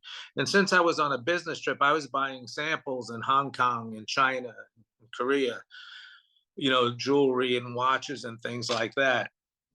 So I put all these things down. Once I got off the plane, I signed up for some guides with the government tourism agency there at the airport. So that part was all wonderful. As soon as we got in the taxi, I felt the darkness come over me like I've never felt before. I felt there was something wrong and we shouldn't be here. And all through the night, my ex-wife was telling me, don't worry about it. Don't worry about it. I know you feel something's wrong. The next day we went about to do our business. So we saw some sterling silver. I want to stop you 1 second. I'm so sorry for interrupting you, but I just want to get a timeline here. Is this happening after or before your NDE? This was before my NDE. Okay. That's why I'm bringing it up. Okay. I learned afterwards I would have handled this much better, I think. And we signed up for the tours on the second day we were there. So we did business on the first day. The second day we went to the floating gardens with the 007 boat trip there. It was just beautiful and wonderful. And then we went to visit some palaces. But then we ended up in the early afternoon at the Grand Palace. And in the Grand Palace, you have to take your shoes off before you go inside to see the golden Buddhas and everything. It was beautiful. I mean, they had these statues made out of gold. Poor kids in the street had no shoes on. But it was, I felt for them so much while I was there. But I should have paid attention to my intuition from the first day, because that afternoon we were taken. And we were taken by a corrupt group that must have got information off my declaration at the airport about how much money we were bringing into the country. And in those days, it was all American Express travelers checks. So it was basically like cash. It was the same as cash. And we went out after we finished with the grand tour of the palace. It was just beautiful. We stood about an hour inside. It was that magnificent. Came outside and my shoes were gone completely out of the bin. They just disappeared. So one of the Thai guards came running up to me and said, you Reebok. I had a pair of Reebok sneakers on. So I said, yeah, that's me. So he goes like this, follow me. So we follow them to the guardhouse. And there's a man in there on the floor, and he's bowing and bowing and bowing over and over and over again. And I saw my shoes. So I said, just let the man go. I'll take my shoes and put them on. To me, it was no big deal. If he was a poor man and needed the shoes, I wanted to give it to him. But they said, put your shoes on. The guard there, they couldn't speak too good of English, but we had a guide for the whole day, and she was wonderful. So she would translate everything to me. And I said, well, I'll take my shoes and let the guy go. They said they can't let the guy go. He committed a crime in the Grand Palace. It was punishment by, I don't know, they sound like they wanted to hang him. It was so bad. And now I'm on the guy's side trying to, soften things up a little bit so he won't get in much trouble. I'm actually feeling for them. Meanwhile, the whole thing's a setup, and I didn't even realize that. I guess he must have been part of it. But anyway, they said we had to wait. And from that moment on, they tried to separate the ladies from me, the guide that brought us with her driver, and they told her to bring my ex-wife back to the hotel, and they would bring me later. See, I was the one, I guess they thought had the money. Right. And, being though in those days I was in the jewelry business, so I used to have a gold watch on, and, gold was in at the time. So I was wearing some, a little bling, I guess you'd call it today. They said, no, you have to wait here too. And I had to wait. We had to wait. Someone was coming to drive us to the tourist police station. So they come and pick us up about an hour later. An Australian guy gets out of the car. He's about 6'3". Everybody else in the country's not too tall. They're, Thai folks are pretty much in the 5'7" range, 5'6", 5'9", maybe at the high end. And here's this guy looking like James Bond. out of the car. And I said, well, thank God someone's here that can speak English. Mm-hmm. So I started talking to him. He said, you get in the car. And he said to the ladies, you take his wife home. He has to come with us. You take her out. Thank God the guide said, no, we're not leaving Bill. So we all, the two girls and me, stuffed in the back seat. The guide's driver followed us, and we start driving to this tourist police station. Well, all of a sudden, I see signs, we're leaving Bangkok. I said, where is the tourist police station? He never even turned around. The Australian sitting in the front seat never turned around, and he had a military guy with him with a machine gun. It was a little scary.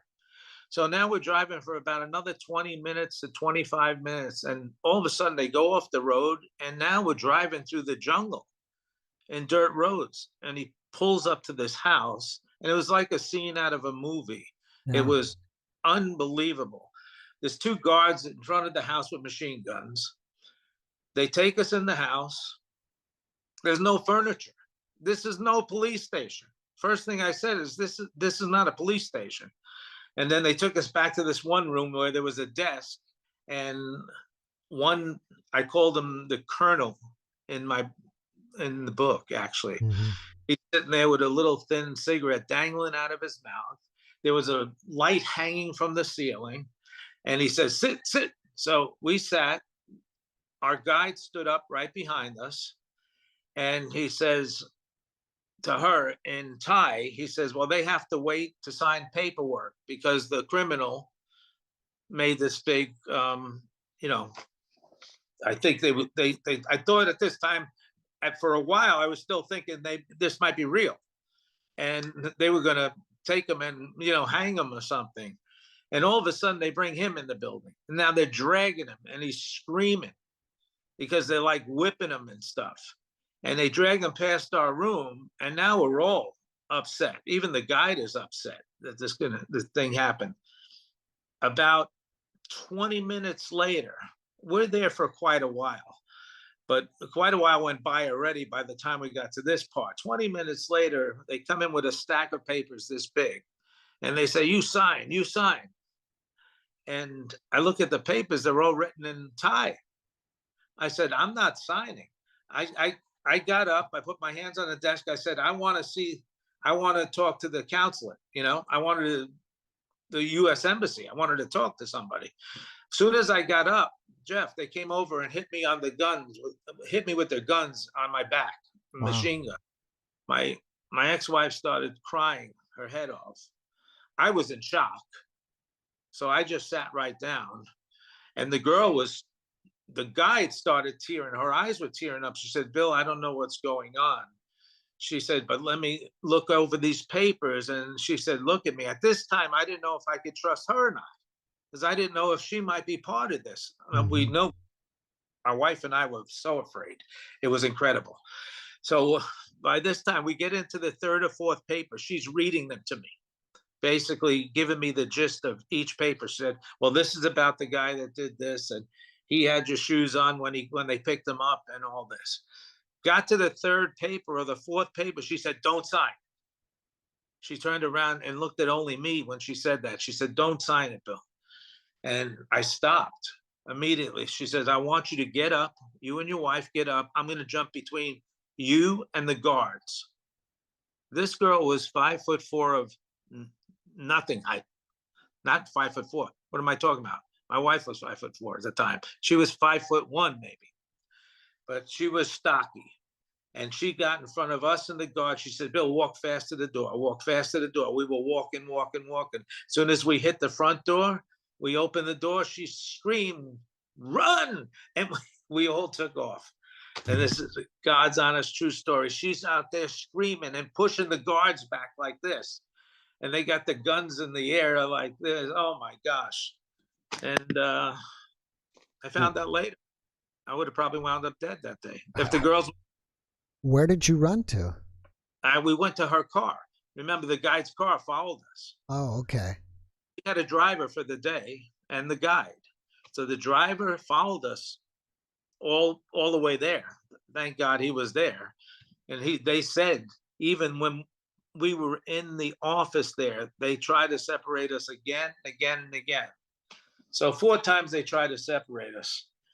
So I met one of my jewelry manufacturers there, and he told me, Bill, what would have happened? He said, basically, you would have probably wound up in a ditch someplace dead, and no one would have known how it actually happened. Wow. And they would have sold everything you had, your money. Meanwhile, I had the American Express checks with me in my back pocket. That's why I say there was one part of the book where you really have to pay attention to intuition. And I found that out on the other side. Mm-hmm. I came back, I knew handle things much differently. Yeah. Well, I mean, but it was unbelievable. Yeah. I mean, that is like, right. That's a movie, basically. Yeah.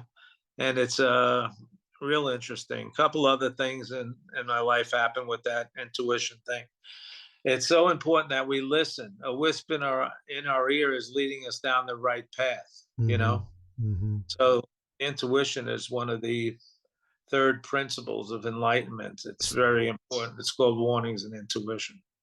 So if you would have listened to your intuition, what would you have done different? Declared less money, or not have gone to the palace?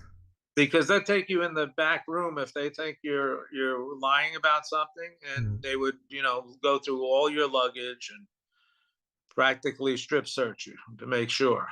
So you wanted to tell you're in foreign countries, you want to tell them the truth. Right. Because then they would say, if they found the money, they would say, well, why do you have this much money? And then of course I could explain it, because I had a suitcase full of sample jewelry that we bought in Hong Kong and China and Korea. We were in South Korea also on that same trip. Wow. It was at the 1999 Olympics. I remember in Korea. We were there first, and then we went to Hong Kong and then into China. Mm-hmm. No problem. In China, I had no problem whatsoever. We went to Bangkok, Thailand, where it was supposed to be beautiful. We were supposed to have another 6 days of vacation there. Mm-hmm. We got back to the hotel that night. They dropped us off. By this time, it's at early evening already. I looked at my ex-wife, and she looked at me, and she said, let's get out of here. Yeah. We were actually afraid they were going to come back. Yeah, I don't blame you. I mean, did you just pack and leave immediately? Yeah, we packed. I called the airport, and I wanted to find out when the first plane out was anywhere. The first plane I could get on was a plane to Japan at 5 o'clock in the morning. Mm-hmm. Back then, it cost $3,500. So wow. It was money, but we wanted to get out very bad. And then when we got home, I sort of kissed the ground that I was back in the U.S. We landed in L.A. Mm-hmm. I'll never forget that. I went to the customs. I was trying to explain what happened at the U.S. Customs now to see if it would do anything. They started going through my luggage. They said, "Oh, you've got some traveler's checks. Let's take a look at this." No, they would. I put down everything I declared. I used to do jewelry shows. I did them all over the country. Mm-hmm. I did 40 shows a year. Mm. So that kept us busy, and I bought goods from all over the world. Right. That's why I was out. I told you about the show in Tucson. We were doing a jewelry show out there. Right. You have to listen to intuition. That's very important. Bill, I usually, this is usually just like I give everybody a little bit of time just to kind of move on, but I hope you can come back and maybe like once every, whenever you're up for it, we can kind of go through. I don't think we went through all of the 9 principles when you came on. I don't think we did all 9 principles, maybe 1 or 2. Not at all. But maybe you can come back and we can go through some more whenever you feel up to it.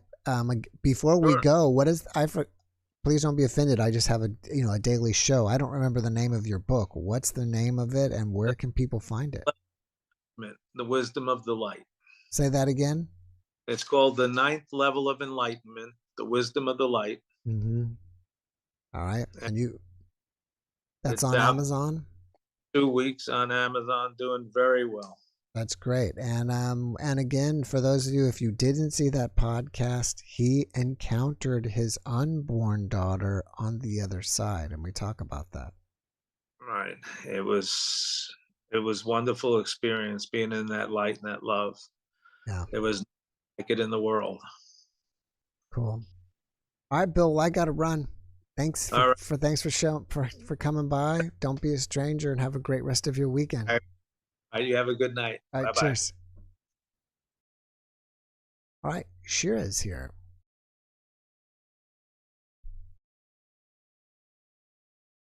And we're still staying pretty busy. Wow, 350 people. That's amazing. We're on our way to getting eventually 1,000 people here. Shira, what's going on? Hey, everybody. The guy that was from Netherlands, the Jewish Family Services gave me these Stroop waffles. Oh, yeah, we get those. I think we can buy those here at Costco. I'd never seen them, and you're supposed to, like when you make your coffee, put it on top of your coffee cup, and it warms the cookie, and it's got caramel inside, and I'd never seen them before, but they're really wild. Yeah, do you have? Well, you're in Memphis. You should have Costco there. Yeah, but I don't go to Costco. Oh. I stay within my little 5-mile radius. Somebody put them in my little bi-weekly bag. Well, if you go to Costco, here you go. Here you go. You can get a big box of them and have them with your coffee. 40. This is just like 8. So for those of you who want to try Stroop waffles, they're at Costco. And I didn't know. I'm glad that you told us about them, because I didn't know you're supposed to sit them on top of your coffee. Yeah, that's and warm them up just like that. So now I know how to eat them properly. There you go. That's awesome. Yeah. That's so great. So I've eaten them by themselves. They're a little sugary, but I want to do the coffee thing and heat them up. I bet that would be good. Mm-hmm. I had an out-of-body experience that I hadn't shared with you all. Okay, when did this happen, and how did you leave your body? Okay, this was an out-of-body experience, and it was during meditation. And I don't know if you know, but I can barely walk. I'm on a walker. I have severe chronic pain from my hips down to my feet. Mm-hmm. So I'm constantly asking my guides and my angels to pray with me, calling in Raphael, Gabriel, Michael, pray with me. Mm-hmm. Ask God to give y'all healing energy that y'all can work on me. Yes. I'm really having problems with this. And all of a sudden, I go up above Memphis and up above the United States and out of where the sky is, and I'm starting to get into dark space, and the moon is behind me. I didn't go much further than the moon. And I could see, all the stars in the universe. So I'm leaving the earth. I see the earth, and then I see all the stars, and I see this dark little area. My body, let's pretend that this is the dark area. My body goes up into this dark area and inside, and there's little bitty holes all over the dark box area I'm in. And I look up, and all of a sudden it was like somebody took the top off the box. And standing on the side was this white, what do you call them? White energy, person. And standing at the corner was my angel. And I had met my angel when I had that out-of-body experience before going to Israel. And so I had talked to my angel. This is your own personal guardian angel? Yes. Okay. And I call him Cookie, because you know that feeling you get when cookies are in the oven and something good's about to happen? Yeah. But I call him Cookie. Like a Stroop waffle on your coffee? Yeah. So my angel is on the corner, and this is me, and it was my higher self. And I was just, my higher self was all white light, where my angel is like golden on the outside, and then it kind of goes to cream and white. My angel has like varying colors, but my higher self was just solid white. And I looked up and I said, my body down here, I know that this is just where my soul is, but this vehicle is broken down and my body needs healing so that I can do more. I can get out and help more people. Yeah. But I'm just, you know, a lot of times I'm stuck at home because I can barely walk around the house. And it really is hurting me. Could you all please help me? And all of a sudden, the top went back on the box where I was, and I could see the lights got brighter on the outside from the stars. And I went out from the bottom like I came in, and I went back past the moon and down to the United States, and then down to Memphis, and then back into my body. So nothing really happened as far as me getting better, but I knew that they heard me. Mm-hmm. You know, it was like I was telling you last week when I had that astral experience, and the demon was like trying to kill me. And I said, you can't kill me. I'm a child of God. You know, it's like I've always known I'm a child of God. But you know, the feeling of like it was confirmed. I mean, it just scared that demon away, and the demon ran. But the interesting thing about the box is that I knew that they heard me, because sometimes we pray and we ask, we meditate, and we're like, is anybody listening up here? Do you think that your body wasn't healed because that's some type of lesson you're supposed to be here learning? I've met my God. He's one of them, and I call him the elf guy. He looks like Orlando Bloom in the A Lord of the Rings. Right. And he's told me that this is karma. This is, and then I had somebody else who I paid $100 from offline, and I thought, well, she can help me. And I thought she was going to talk to her guides and tell me their answers, but she ended up just doing a self meditation. And I met Elf Guy again, and he gave me a sword. It was like, you have strength, you know, God doesn't give you anything that you can't handle, you know. So I kept trying to find somebody who would tell me that I've heard this wrong. But last week I was praying. I walk around, I pray, and I was crying, and I was like, Cookie, you're here and you can't do anything unless I ask you, because that would interfere with free will. And I am insisting that you heal me. I am insisting that you go in front of God and you get healing energy. And you and Michael and Raphael, I am insisting that you heal me. And I was just crying. I was like, I've never demanded anything from you. And I've always said out loud, thank you for being here. And I am insisting that you heal me. And the next day, I was walking around like without my walker. And I was just on my cane just for, you know, a little stability. And the whole day was fabulous. And then it kind of came back. I really do think I'm being healed. The pain is far less. I've got a pain pump in back of me with morphine in it that goes up my spine, and I take pain medication on top of that. And I mean, I try to walk as much as possible because you don't want to go stiff. But have you tried to figure out, okay, if this is something karmic that you have to resolve, have you looked into seeing what is this karmic account that you possibly owe? No anger, no resentment, no fear. This happened when my daughter decided to stay with my mother at 16 and not come home. And this pain started in my back. And I know that we hold emotions.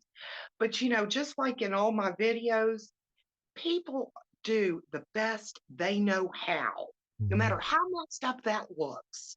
no matter how crazy it looks to you, even when you're yelling and screaming at somebody, maybe even cussing them out, you feel 100% right.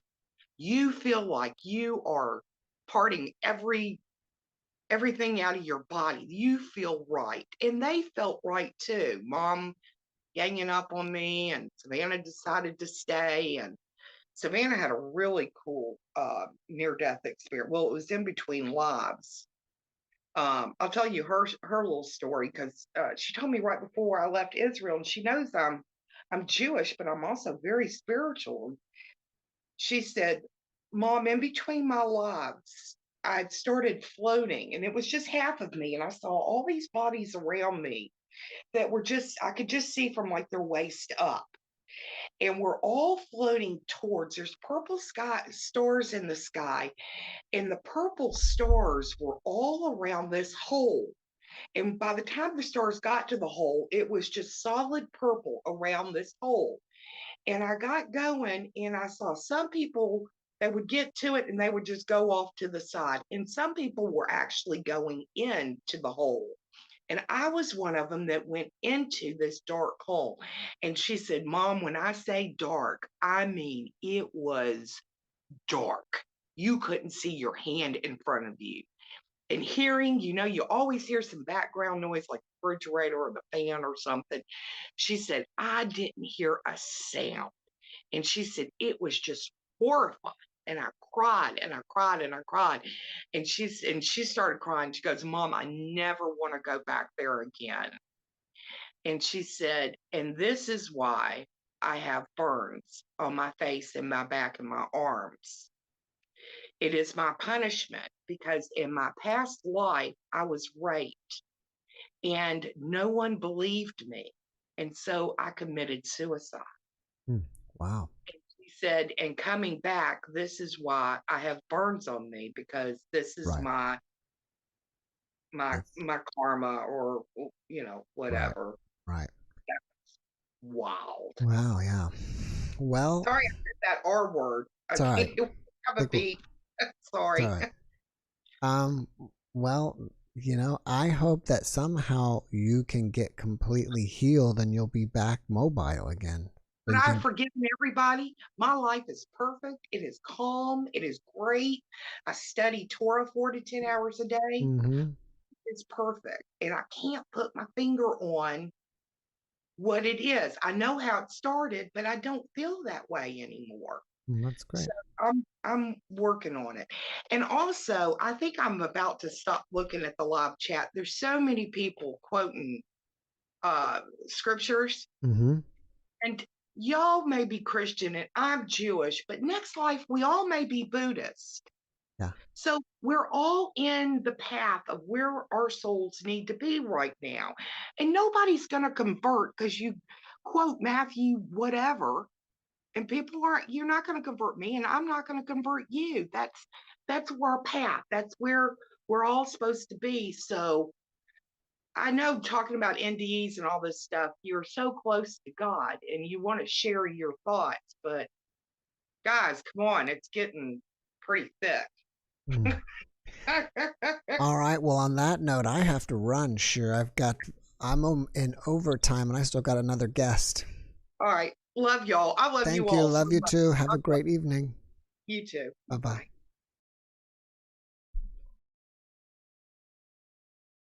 And I was wondering where he has been. And I was hoping that he wasn't going to miss, and that he didn't miss, because Stephen has never missed ever in the history of the live shows. And he still has never missed. So we have our most dedicated. Well, hello there, darling. How are you? I was wondering. I love you, Jeff. I love you. Thank you, Jeff and Mara. I was concerned possibly that you weren't going to make say God bless the whole. We love you too. God bless you, and I'm glad you made it. Oh yes, I've been praying a lot. Please, God, get me on the podcast.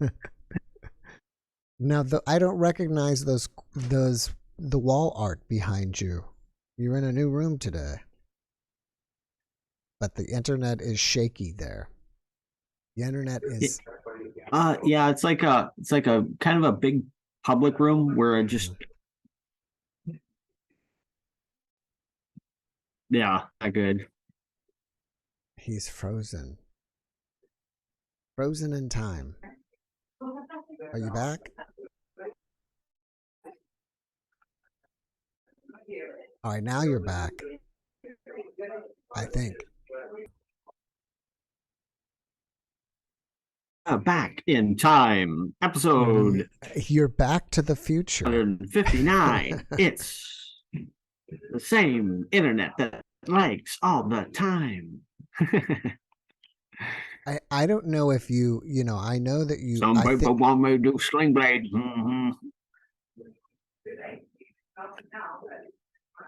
I think you are a fan of Back to the Future. Is that correct? Yeah, close enough every day, buddy. Hit the time machine right now, buddy. It's going back to 1985. Biff Tannen's just created a turd museum, buddy. It's a nightmare, buddy. You gotta go. Your mother needs your help. Well, there was, you know, I don't know if you've seen the picture on Facebook, but whatever the time they went to the future. There was like a certain time, a date, and a time in the movie in the future. And it was just recently happened, like a month ago or so. And people went to that mall at that date and time. And there's like a group photo there, you know, like waiting for Marty to show up. Did you happen to see that if you're on Facebook? No, I'm not on Facebook. Oh, that's too bad. Yeah. I guess it was do you know that it was 2022? It was something, September or October 2022 at a certain time at like midnight, 12:21, midnight. Do you remember that from the movie? I thought it was 2015. It was Bedford Falls. It was the moon. It was Barney. It was everything. We just put it all into one movie. I think if I had a movie, it would be just like everything put in there. Well, I've heard that you've had a lot of fallout because the way these elections turned out, and I want to know if you're still running. Let me tell you something, folks. I'd like to run. Getting a little old, but we will be doing the best we can with what we got, folks. Are you going to be making an announcement next week? A big announcement. A huge announcement. This announcement is going to be so huge. Yes, it's going to take months and months to count how much effort I put into it. So, do you have any new information from Mother and Father lately? Like I said, I'm working with my own personal, if you want to call it a demon, you want to call it I remember you a training program. Well, I remember, last week you said you had a 40-day break or something. I just realized that. No, no, you're not working directly with God. You're fixing your own issues. So you're getting your personal self in alignment with God. So there's two, like the angel and the demon on your shoulder. The demon just wants what you want. If you want money, fame, it just wants what you want. But God says, well, we want to make it good for everyone. So you're aligning this with that. You're getting them in alignment. So what you want is aligned with what God wants. Yeah, makes sense. But didn't you say last week that you were like not connected with Mother and Father for 40 days or something? Well, that's an analogy. Jesus, they said 40 days, but 40 kind of in the Bible just means a long period of time or a certain period of time. Like it rained for 40 days. It was 40 days in the desert. It just means a period of time that they said and we kind of talked about, they have to get me what I need. So I need the support system. I need the woman. I need good dental work. And then I can, heal and move forward in life. Right. Otherwise, I feel like I'm the most, it's like, it's a double whammy because it's like, I've got all these gifts and talents and I'm just told to basically sit in a room and suffer till I die. I try to go out and meet people, but they're only seeing the outside of me. They're only seeing the good side, and they're not seeing the pain and the suffering and the misery and me getting down on my hands and knees and begging God to help me. They're not seeing that. Right. That's what I did. I just would get down and just beg God to just please help me. And then one day they said, we're going to do it for you. And the way they reveal themselves to me, because is Mary and the Father. So Mary is like the heart. She's the love. She wants everyone to feel loved. And then the Father is the grand designer. He wants to get good plans for your life. And they're always working on stuff. They said, yeah, we're always working on, like inventions and medicine and all that, like stuff they're working on it. Well, are you still putting up content on your YouTube channel? A little bit here and there. What are you doing? I'm not ordered to do it. What have you been posting lately? Mostly entertainment stuff. Entertainment. But I was gonna put up some stuff about what God wants, about just pray for what you need. I think I've seen one of Ask God.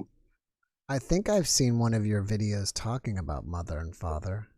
Haven't you made videos of that before? I don't think so, but I think one of the last videos I made was I practiced miming. So miming is where you're like trying to like press stuff out of you're like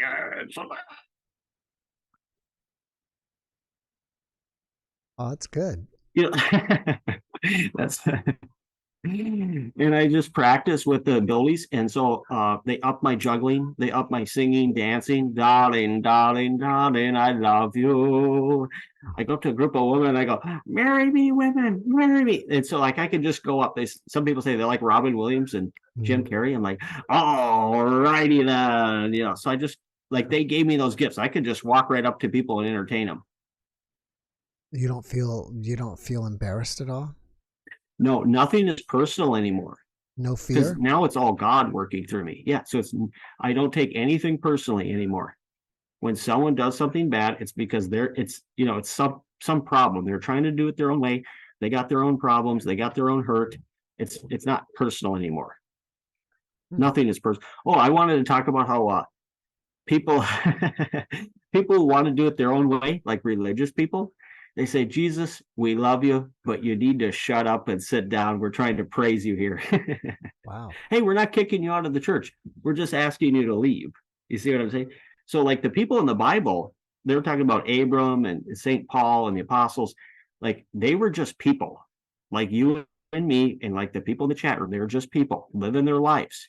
And then one day God taps him on the shoulder, says, hey, I'd like you to go in service for me.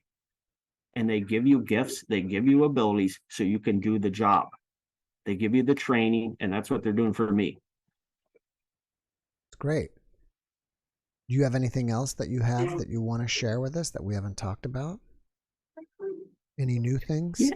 Yeah. You want to talk about, I like to say truth is stranger than fiction. Like they explained the world, like this is a self-contained world.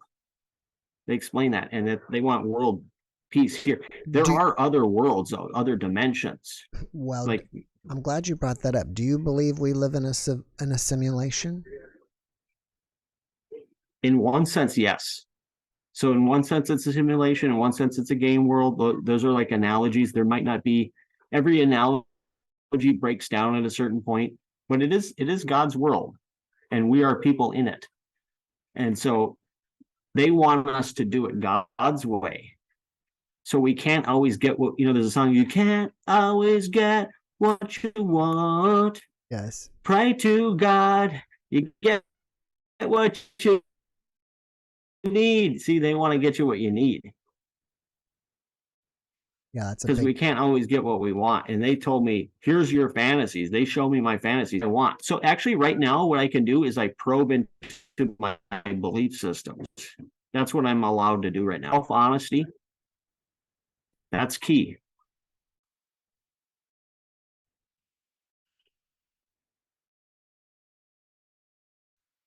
You're back. Sometimes it's hard for me to tell if you're frozen or you just happen to stop talking. I think you're frozen. He is frozen.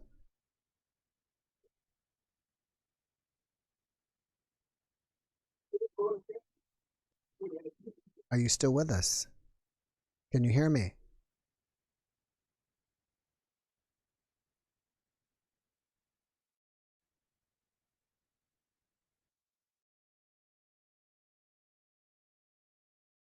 He's frozen. Well, he's frozen. I'm overtime. I'm 9:30. I usually finish at 9. But I guess an unspoken own personal rule is that I keep going until there are no more guests. And he was my last, is my last guest. He's frozen. So I'll just kind of give my announcements before I go. That again, he's gone. Oh, now he's back. You're back? He's back but frozen again. So anyways. Oh, were you just faking it being frozen? No. Oh, I thought you were faking being frozen. That's a good one. That's a new. That would be a great. My internet's so bad here. That would be like a new impersonation, just being frozen, just staring. Yeah, it's because I live in a group home and they say the internet here is a luxury. And I go, I need it to learn. I need it to be part of my life. So they say it's a luxury. Are you using your phone or a computer? Laptop. You know, a lot of times I think that you get better internet through the data through your phone than through the Wi-Fi. I don't have a smartphone. Oh, okay. I don't have a smartphone. I have a dumb phone because, you know, I'm not a smart man, so I don't have a smartphone. Mm-hmm. But I know what love is.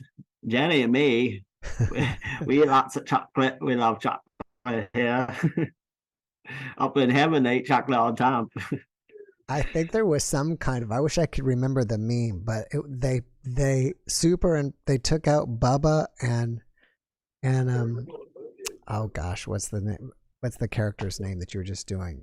Forrest. They took Bubba and Forrest's picture and superimposed them over some kind of Star Wars meme, and it was great. I reckon they do that. Mm-hmm. French fried taters are my favorite. Mm-hmm.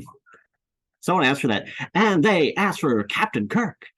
Oh yeah, JeffMara that's a good podcast one. Episode 569. We are going right into space, and you will never know when we get to the end. Another joke from Steve Cake. Yes. I like that one. That's a good one that you can start doing. Yeah. You know, it's funny is I recently saw, which I'd never seen before, it was an old Saturday Night Live with William Shatner, and they had turned the Enterprise into a restaurant. I don't know if you've seen that one. It's really funny. Yeah, I mean, some of their stuff is one thing they showed me. They said they had me watch a Gilda Radner video, and they said, "Do you think this is funny?" And I said, "No." And they said, "Some people don't think you're funny," but they said, "If she invited you to her party, would you go?" And I go, "Yeah, because I love her." They said, "Yeah, so we love you, but we don't always, like your comedy." And Right. You know what they started off? Because they said, "You like absurd things, so we're going to give you absurd humor." Right. And I said, "Not at my expense." So I said, "Okay, so we did it at God's expense." So we did humor first at God's expense. Like they had me watch PGA Tour golf, and I was laughing my butt off. I was watching Shawshank Redemption. I was laughing. I thought it was so funny because they're giving the commentary on it, and that's what made it so funny. And they said, now we're doing jokes at my expense, because they said, like, you're in God's armor, and I just thought that was so funny. Because now it's at my expense because I'm not taking it. Yeah. Well, a lot of NDEs. So that's a good sense of humor, is you can laugh at yourself. I think I agree with that, and I don't know if you catch this, but a lot of NDEs lately are saying that we take life too seriously. We should be having fun and enjoying our lives more. You caught that? Yeah, but it's all about love. It's all about feeling love. So you don't want to say get over it, if someone's hurt, you got to say, hey man, can we help you? Stuff like that. So it's like, it's all about feeling love, but it's I say it's always the balancing act there. Yeah. Yeah. Well, Stephen, it's time. I've got to do what I've got to do. And you know what I've got to do? You know what you got to do, man. Back in the 60s, we did whatever we wanted. We did this, not, but now you got to stay clean, man. God loves you guys, and thank you for having me on. Thank you, Jeff, Mara. God bless. All right, thank you. God bless, Stephen. We love you. Yeah. Cheers.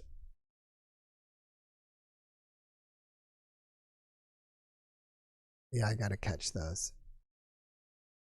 All right, so before I go, I want to say thank you to Julie. God bless you, Jeff and Mara, on this special night. Thank you very much, Julie, for the super thanks. And there was one other one that I think popped by too, or a couple more, and I didn't do. Growth in the Dirt, which was Shira, which was just here. Happy anniversary. I wish I could do more. Guys, we all may be Buddhists next lifetime. Shira, thank you for that very much, for your super thanks. We appreciate that kind gesture. And I think he was here, and he's in Hong Kong. And I saw it earlier. Let's see from Mr. King. Yeah, he gave us a second super thanks. Second or third. So for all of those, if you're still watching, thank you so much. I think he wrote a very nice comment, and I want to just acknowledge that. Find it. Where? Back. Can't. Computer won't let me go back that. Anyways, guys, thank you all so much for joining us tonight. We had a busy night with a lot of people here. That was awesome. So again, I think I'm going to have a really interesting NDE for you tomorrow from a scientist who was a skeptical scientist, I believe, at the time. So I hope you will enjoy that. And we have a busy week of NDEs. So if you love NDEs, then you will really enjoy this week. And we want to say thank you for watching our videos and coming to the live stream, and we really appreciate you guys. So have a great rest of your weekend. We love you. God bless you, and good